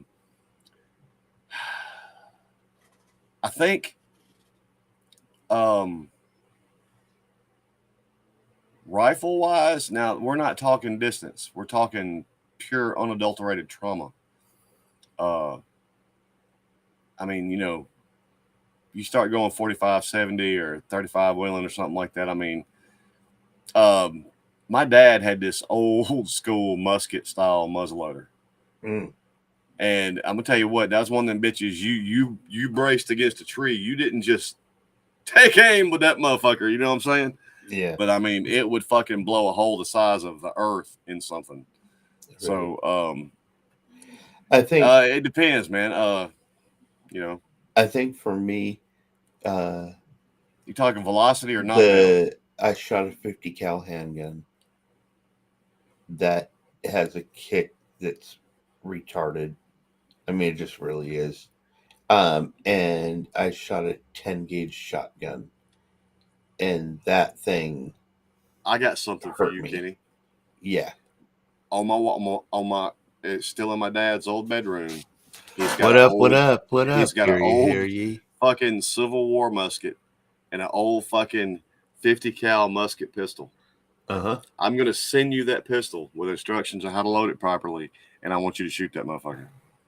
It is life changing. Yep. And you might better wrap your wrist ahead of time. You know, an 8-inch, Jason, you bring up a great point. An 8-inch barrel, 357. He says he plinks with it. Okay, you can. You Yep. can.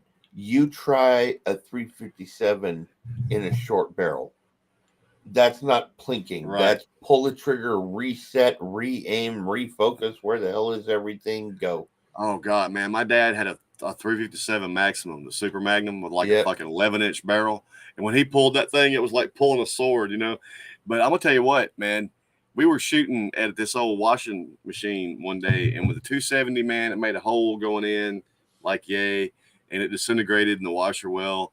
We shot it with a 30-30 hit the washer well, made a fairly good chunk. We shot it with that 357 Maximum, dude. It blew a hole like that going in, destroyed the washer well, and a hole like that going out. It's like, fuck. But my boss has a lever action 357 rifle, dude, that is fucking divine. Oh, I would love Divine. I would love a really good 30-30 lever Me too. action That's with a scope on all it I've ever for wanted. hunting. Now, uh, What's up here, you? Jason's been talking about the different guns, and I just thought of something. What would be, you have one choice for a hunting rifle for anywhere in the world? What do you take? For me, funny enough, because of where I was raised, I'm gonna take the 30-30. I grew up with it in the brush. Now, again, that's probably going to be outclassed depending on where I'm at. But even who knows? Let's say I'm hunting some kind of wild animal in Africa. That motherfucker gets within a certain range of me in a 30-30. It'll die just as quick as anything else. I'm going for. Depends on what I'm hunting, man. I'm going for a Remington 7mm mag. 7 mag's a nice gun.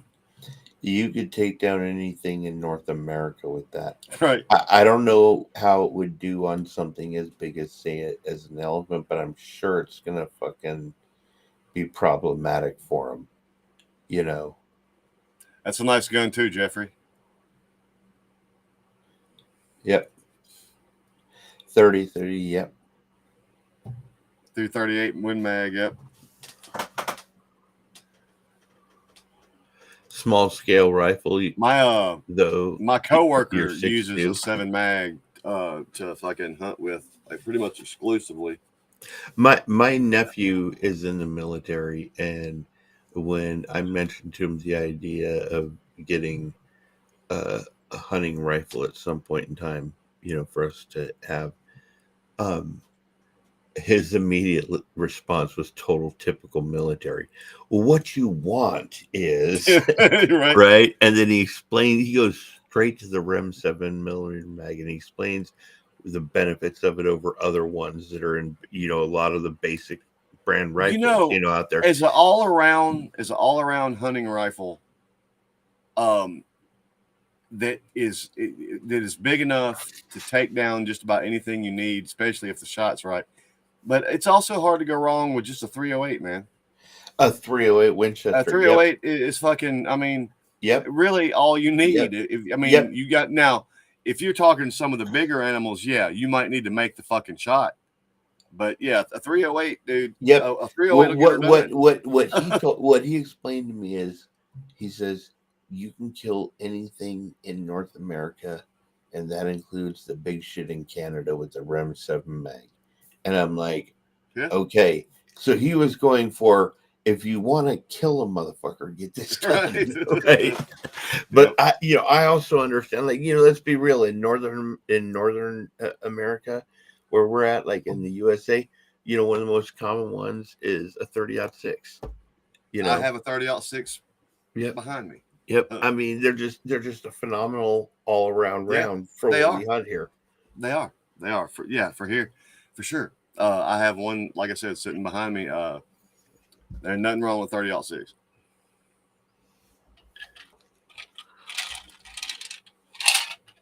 I mean, it hasn't failed me. I'll put it that way. Oh, you live in Montana and have big ass bears and moose, mountain lions, huge elk, huge mule deer in the mountain goat. Yeah, that's what I'm talking about, because Montana has those animals that a 7 mil mag, even across the canyon, will take them out.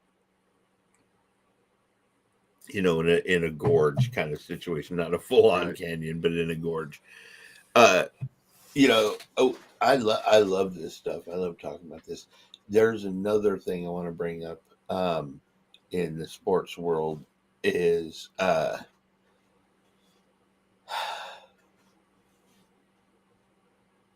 what do you think of this?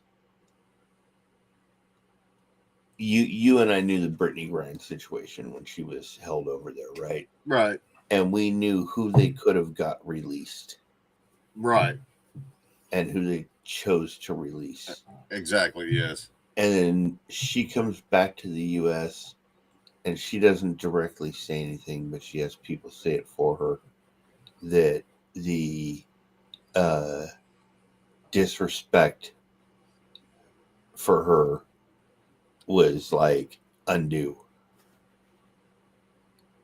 People booing and whatever. You know what I mean? That kind of disrespect at the game. What do you think? Jeffrey, go Texas. I'm glad they beat Bama. Dude, hell yeah. Sorry. Wait. I got distracted answering the question in the comment. You gotta let me fix a drink. Shit, hold on. A drink? Do I have to get a shot? Fucking A. Hey, I'll tell you what, you guys. I was watching the college games this weekend, and it was pretty cool. There was a lot of really good games in there.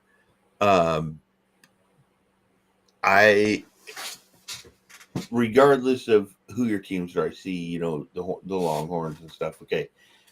For Jeffrey, you're the Longhorns. No, nothing personal. Texas A&M.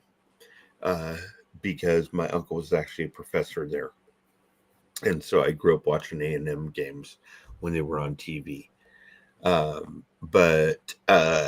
Yeah, Texas, for whatever reason, has like phenomenal college teams. Like, we watched that Texas Tech game. Oh man, they were eating that up.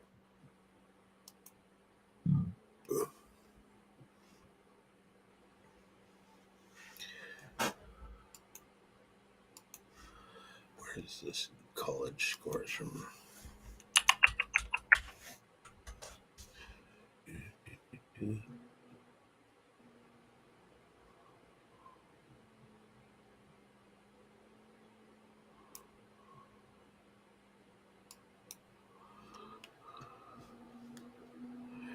Oh my god, it sounds like my computer's going to launch. It just might. All right, where we go? Where was...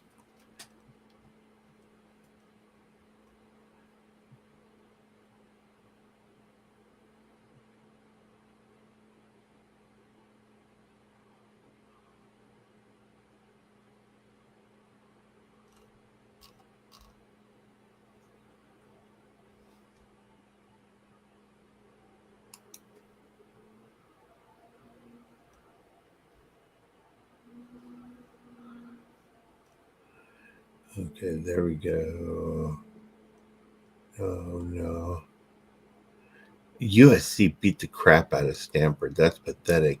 Penn State, like, I don't even know why Delaware has to play them. That's just a complete ass whooping every time. Washington beat up Tulsa. Where is this one? Texas Tech. Oh, Oregon, Texas Tech. Oregon, Texas Tech, man. I'm just saying, All right. Oregon. Sorry. I was going back to college. Oregon, Texas Tech. I'm just saying, Oregon got lucky because it went to overtime. I actually did not see that game. No, it didn't go to overtime, whatever it was, but it was like, no, right at the very end. It was 30-38. They got lucky because there was some plays at the end of that game that could have gone completely the opposite direction if it wasn't for, a slip of the wrist or a lack of a call. All right. But what was the other one? Dude, what the fuck? LSU beat up Grambling 72-10. All right, I'm looking for the biggest ass whooping at this point. It was 72-10. That was a pretty bad one. Okay. Hang on, 72-10. Anybody else? Okay, nobody else here is that crappy. Okay, I got very lucky in the fact that the games that I watched this weekend were all meaningful in some way. Like I got to see the Clemson game, they got beat. I got to see, some of the Bama game, they got beat. I got to see most of the games I got to watch this weekend I was watching the game when Aaron Rodgers went down. I just, I don't get to catch every game, but I just happened to catch the right grouping of games this past weekend. Yep. Where all the shit happened. Oh, yeah. I'm just happy sports is back, period. Because if you're like Right. me, we go through a hibernation period, right? Yep. It ends after the Super Bowl, right? Because really, what is there? Okay. We can get into March Madness, but there's like Olympics. Okay. And how many NFL football fans want to watch all the Hey, parts I of actually the Olympics? tried this year to watch some of the XFL and the USFL, and it wasn't bad. It wasn't the most awful football I watched, but Hey, it which just one's wasn't the the ones same. with the chicks in bikinis? Let me tell you something, dude. They don't do that anymore. Damn, I They wish they still would. wear skimpy. They still wear skimpy uniforms, but they don't do the lingerie anymore. But the funny thing about that league is, if you've ever watched it, them bitches hit. They play old school, punch a bitch in their mouth football. There's actually a lot of famous NFL players whose daughters play in that league now that they actually wear a uniform. It's weak sauce. They should go ahead and let them wear real uniforms because I'm telling you, dude, I watched one of those games thinking it was going to be a puff fest. Them bitches was hitting. Yep. I mean, hitting. Jeffrey, so as far as the Aggies go, we never expected them to win. We never did. And when they finally did, we were like losing our shit.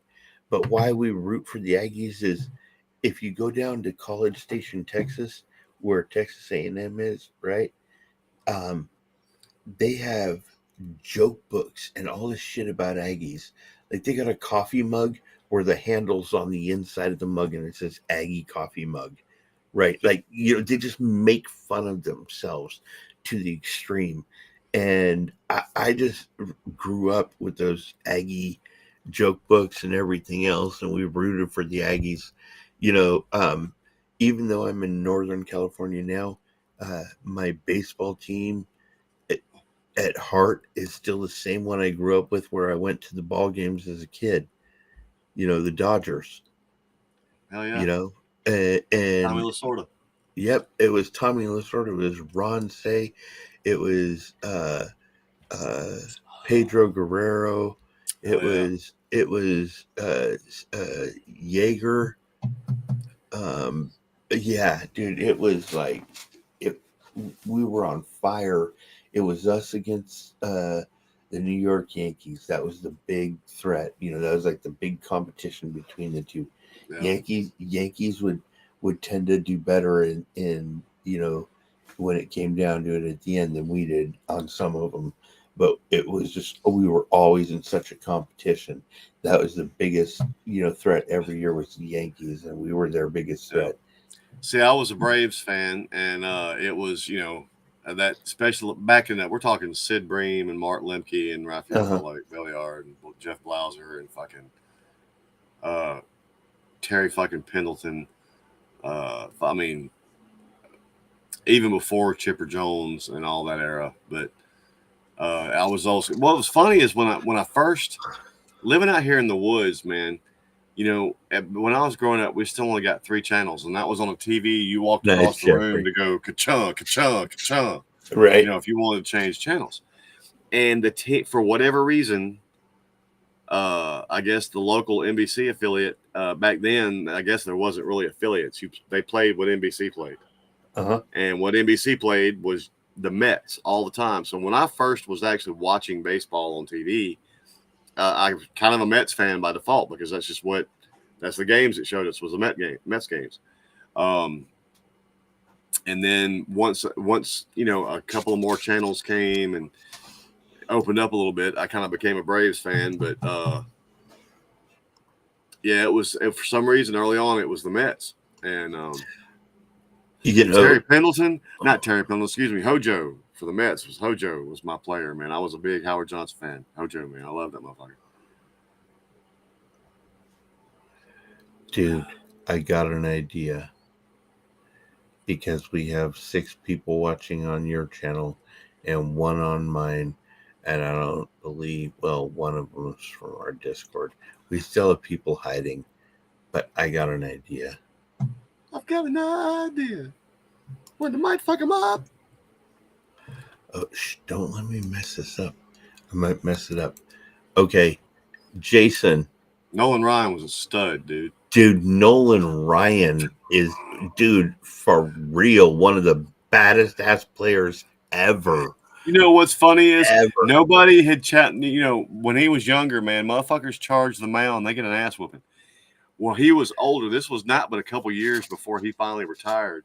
And I guess this young kid that just wasn't in the know, he charged the mound, man, and Nolan threw his glove down and just waited for that motherfucker to get there. When that son of a bitch got there, he reached out and snatched that fucker's head and did this number and just started pounding. Right. Dude, and he beat that motherfucker. Different breed for sure. Yeah, he was a different breed for sure, man. One of my favorite baseball moments, I was watching when this happened, and of course, it's a meme on Facebook. It's been a viral video 1,000 times. But do you remember when Randy Johnson hit that bird? Yes. I mean, just disintegrated that fucking bird. That motherfucker threw hard. Yep. Nolan had may still for the actual fastest pitch ever at one time. I don't know if he still has that record or not. But Nolan threw hard, dude. He was a hard dude. I mean, you did, like I said, you didn't charge the mound. It took a couple times early in his career before motherfuckers said, you know what, that might be a bad idea. That's why it was so funny to me when he was older. And that dude, the kid that was playing, was probably in his early 20s. Just called up from some farm club or something. And he thought he was gonna stomp out there on Nolan Ryan. Nolan Ryan said, "Let me tell you something, you little bitch." Right. Dude, he was a different kind of dude. Another epic player from that era, Cal Ripken Jr. I 100% agree, dude. I was just thinking to say, man, Cal, it's hard to argue with Cal Ripken, dude. Dude, his record is through the roof. And even the way he went out when he retired, like he homered for the win, it's that kind of a movie kind of career, but they don't, like, he was the Iron Man. Like, how many players can go that? I don't even remember how many he did total. What was it? It was ridiculous. Oh, hang on. His streak was 2,632. That is ridiculous, bro. Right. Lou Gehrig was behind him with 2,130. Everett Scott, okay, below that. Steve Garvey. Steve Garvey was with the fucking Dodgers first baseman. Geez. Now, see, when I grew up, because I not only was I a musician growing up, I played ball. I actually was supposed to go to a South Regional Braves tryout and I didn't go. But so I know a little bit about ball. Played some ball. My daughters played balls. They were both all stars. The thing is, I'm all about that swing. Ari, Man. what's I'm all about. up? It's all about that stroke. Ari, And we still to need this you day, to recruit the what's up, others Ari? in Discord to get in here. Otherwise, they're going to miss this. But the prettiest swing ever to me in baseball was Tony Gwynn. Motherfucker had a pretty cut. A good one. He had a pretty cut, man. He had a pretty cut. Another one. I hate to fucking say it because he's Reggie Jackson. Yep. Reggie had a Jackson pretty cut too. had a fucking nice cut. Ron Say from the Dodgers, the Penguin. He had a beautiful swing and ran like a penguin. Man. Well, Shannon's here. Ari's here. Okay, you two tag team the other fools over there and tell them to get over Jackson here. had a good cut too, Jeffrey. Mm-hmm. But it was also a difference. It was also a difference in mentality. Tony Gwynn was never trying to stroke homers. Tony Gwynn wanted base hits. And growing up, being a ball player, that's what everything was about. My dad had a Budweiser sponsored pro softball team one time, and every dude on there could stroke one out of the field easy, except for when they tried to. Because when you try to, you drop your back shoulder, you wind up hitting it straight up. You should try on every swing for a base hit. That's when your homers come. When you just get a good level, fucking straight dead cut. That's when your homers come. I'm gonna throw this one out here, and it's a love or hate. And to me, it doesn't matter how you feel, right? Barry Bonds. I hate that Barry's career got tarnished like it was. Barry was a great player. Dude, you've seen him throughout the years. That guy waited for the ball to go out of the park. That was what his desire was every hit. Bonds wasn't his cut. It was his hip explosion. Oh yeah. On that, he had the power in the turn, it was right. It was his hip explosion. Yep. That's where all his power. You know, some of the best hitters, it's either in their legs, in their hips, or it's in their arms. Mm-hmm. You know, and you don't see one really that has it all. Each one has their own unique stretch that gets them beyond. You don't laugh at me. Do you know who one of the last players to truly have it all in his swing was? Mickey Mantle, dude. Nice. Oh, yeah. Dude, I mean, he had first off, he had a great cut. He generated. His was a full, his from his toes to his fucking eyeballs. Just everything about the mechanics of how he torqued and everything gave him a lot of pop. He wasn't a guy that's going to be remembered for a home run king, but God, I mean, he's got to be in the all-time list for doubles and triples. I mean, he just always put the ball hard in the field of play in a hole. You know,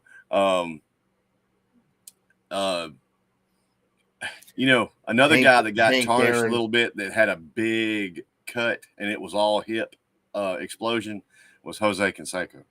Oh yeah. You could just tell. Mark McGwire was the same way. These are all guys that you thought were so hugely strong because of how built they were up here. But if you ever go back and watch their swings, it was their hip explosion that fucking generated most of their torque and power, more than their arms. The thing with Ron Say was he was short and muscular throughout. Like he had chubby legs that were muscle. You know, he was short and had that combination of the leg strength and that abdominal twist. Plus he had pretty buff arms, you know, so you could get that in there. There's a few players out there that you see through, you know, and I don't watch all of the teams, so I can't, you know, tell you whether or not your team had somebody that was like that. But, you know, of the ones that I watched, you know, the names that you throw out are pretty recognizable. Mm-hmm. You know, so, you know, to me, Barry Bonds. I was a Hank Aaron fan, Oh hell yeah, of course. and when Barry Bonds passed him, and Hank was like, "You got this. This is your record." Like I was like really blown away because that to me, I was like, man, You know what? I never thought anybody would break Hank Aaron's record at all. But you know what Hank's strength was? This is one of the first things that I learned playing ball from some of the coaches I learned from is there is a difference between bat speed and bat power. What Yep. you want is speed.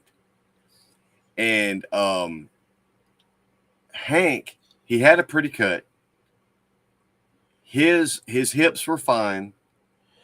He had But he had tremendous bat speed. He could swing, and there's a difference between swinging it fast and swinging it hard. yep. And there's a lot of young players that now The struggle with that. difference is, and tell me if you think I'm off on this, I'll gladly accept it. To me, the difference is hitting it strong means you have this sweet spot.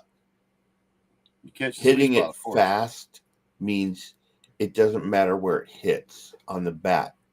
If you're doing it right and you're hitting it fast enough, it's either going to go to left, to center, or to right. You know, But Hank, he would generate such bat speed. When the way his body torqued, he wasn't just producing power; he was producing bat speed. And then on your bat speed, where the rollover comes, the snap of your wrist, right on that snap. oh, If Johnny you hit the ball Bench. dead, right on that snap, it's gone. The snap of the wrist is everything, man. Especially guys for smaller guys that hit just as hard as stronger guys. Martin says It's bat wanking. speed and Martin says wanking too much if you Yeah. got wrist speed. There we Yeah. go. the snap. Hey, I mean, Johnny that's how the Bench. smaller guys. That's how the smaller guys compete with the stronger guys. Yeah. It's bat speed, and fucking the snap of the Dude, wrist. look in the NFL. Why have there been successful midget running backs? Right, low center of gravity for one. Okay, and Pad level. a leg strength to either keep pushing when you're pushed by guys bigger than you, or the leg strength to twist and turn and rotate out of it and jump over somebody, like in the case of Barry Sanders, right? You know, we've seen many of these running backs that have these skills to get out of it. But Darren like Sproles.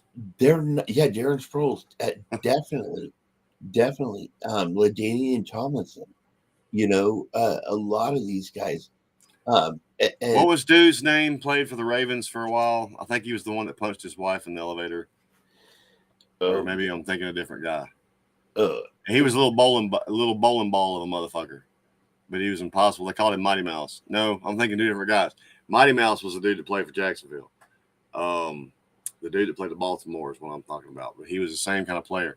Dude wasn't but that tall, but his legs were like that fucking big around. Yes. You know what I'm saying?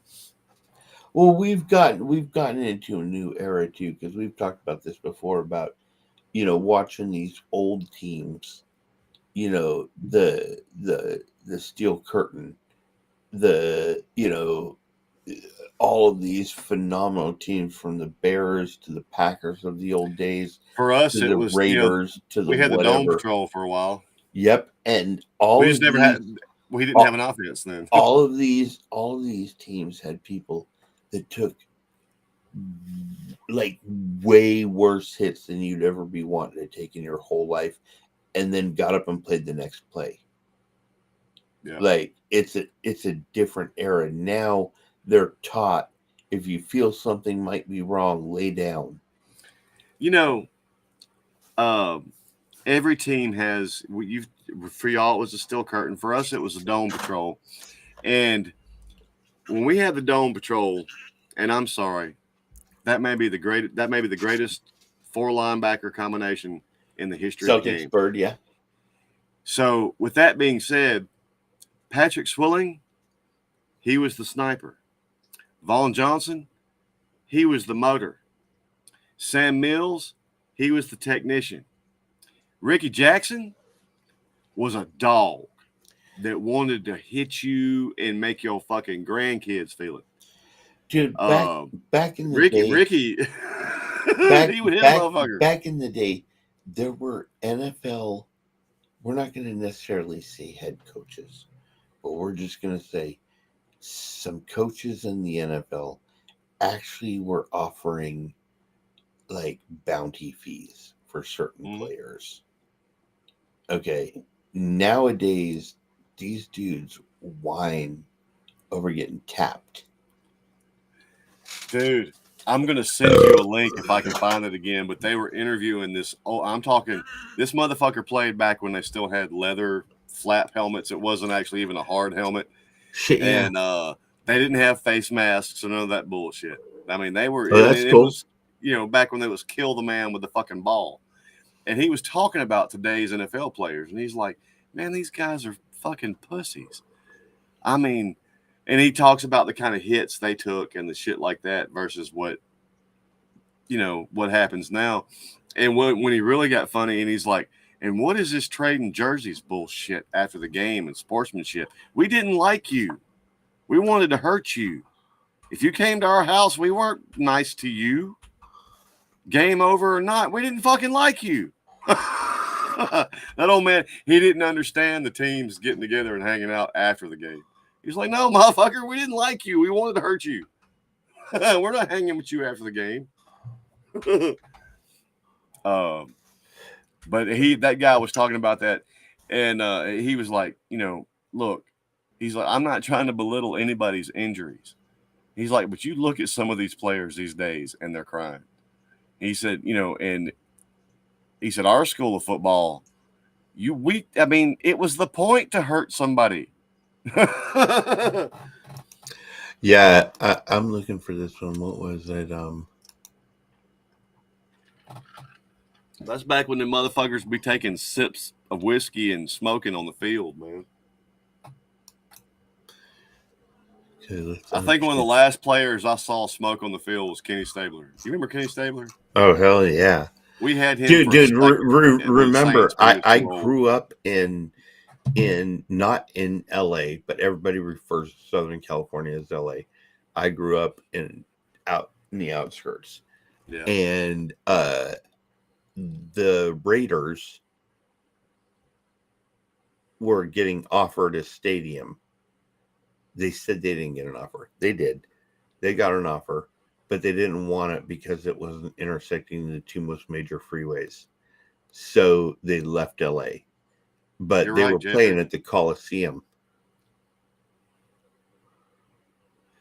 Roger Straw, the first game I ever saw in a stadium, I was a kid. My uncle was a professor at Texas A&M, so I went out there, and we went up and we saw the Cowboys play. And I don't know who they played, but Roger Staubach was the quarterback. I don't know if they won or not, but I was like 6 or 7. And I saw them cheerleaders, and I was hooked instantly. Like, it was on like Donkey Kong.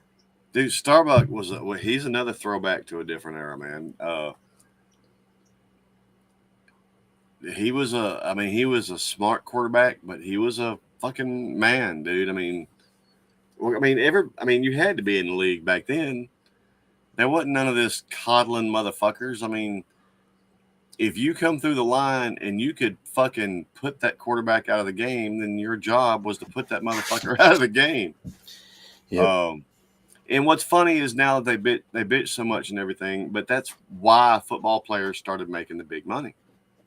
And now you're taking, and don't get me wrong, man, I ain't wishing nobody an injury. But again, you're expecting me to be okay with you making $30 million a year. You goddamn right, you better take a hit.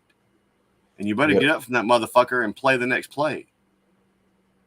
I mean, my old decrepit ass, for $30 million, they ain't a motherfucker on that field that could put me down. I mean, they can, but I'll keep getting back up. For $30 million, you fucking right.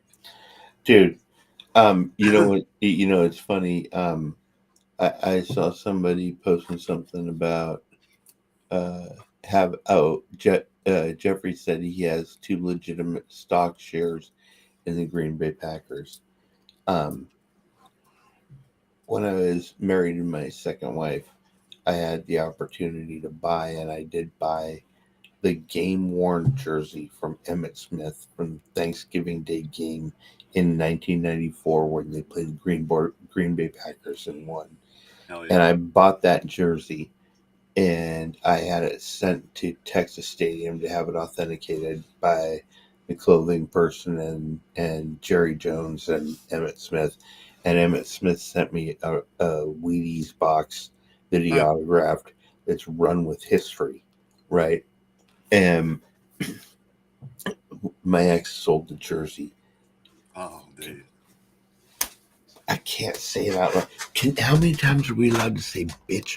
Biatch, bitch, bitch, the bitch. So many shit. Yeah, she sold it, but I still got the Wheaties box, and I have the Earl Emmett Campbell Smith was Run with amazing. History football. You mentioned Earl Campbell, man. Earl Campbell was a fucking man, dude. Yep. That Yep. was a fucking alpha male, dude. Yep. Earl Campbell was a stud. Dude, okay, we're going to go a little newer than that, but what about Ray Lewis? I'm not a Ray Lewis fan. He I know his personal life, his career, he had On the field, it's hard to argue with. he had an exceptional edge to him. And I don't know what it was, but we all saw it when it happened. Off the field, the guy is, in my book. But he was another one that reminded me of like a newer version of that like I'm going to win no matter what, like Earl Campbell had. Right. And people always forget there ain't been I don't know, perhaps a bigger man in the NFL other than Jim Brown, dude. Okay, wait a minute. That motherfucker. I'm gonna say it. William the Refrigerator Perry. I mean, do we take him off the list or do we leave him on? Because like that dude was like the biggest. Like if he could run, anybody on your team could run. Right. Like there's no excuses if you're a defensive lineman. Get your speed up. If this fat dude can do it on offense. Right. Good Lord. I'm going to tell you what, man. Here's one. This is going to be a personal kick in Kenny's nuts. One of the biggest studs the NFL ever had, but just had a knack for boneheadedness at the wrong time. But Leon Lett, man. Leon Lett was actually a stud of a dude. And he picks up a fumble and runs it 30 yards, fixing to score a touchdown just to let somebody snatch it from him and go back the other way. I mean, he was a magnet for that kind of bullshit. He would be on the cusp of doing the greatest thing you've ever seen in a football game, and it would just get snatched from him. It would just get snatched from him every time. This is true. I mean, throughout our era of sports that we've watched because of our ages, when we grew up, we've seen stuff in our age group between anywhere from the 70s, 80s, 90s, right? And nowadays the players are probably significantly faster, but I don't think they can hit as hard. Not even close. And it's an attitude thing. It's different. Yep. Defenders now, there's so much they have. They're teaching of laying off motherfuckers. Oh, Larry Zonka, Shannon. Hell yeah, Larry Zonka's another beast of a man. Know who a motherfucker that you might not put in that tough conversation, but this was one of the league's first really successful small receivers, like the Amendolas and the Welkers and at a time when they still killed motherfuckers. But do you remember BB? Used to play for the Bills. Yeah. When Jim Kelly, when they made their 4th Super Bowl run, Don BB. Yeah. They would just murder that little motherfucker, and he would jump right up. and fucking be Oh, right there for the next play. dude. And that was the toughest little dude, man. Okay, I'm gonna throw a name out. He played for the CFL also. Played for San Diego for quite a while. You know who I'm talking about. The shortest what? quarterback in the NFL. Oh, well, at one time it was Drew, but no. Man, Flutie's got to be in that conversation, huh? Flutie. That's who I I'm mean, yeah, talking about. Flutie's got to be. Doug Flutie. Flutie's a little bitty dude. Dude, All heart. Doug Flutie All was the heart. littlest motherfucker ever and could throw a play that gets played over and over and over again at every fucking like What's up, Mitchell? playoff game that there is, right? And that's that. You know which one I'm talking about. And then the band came out and rushed the field.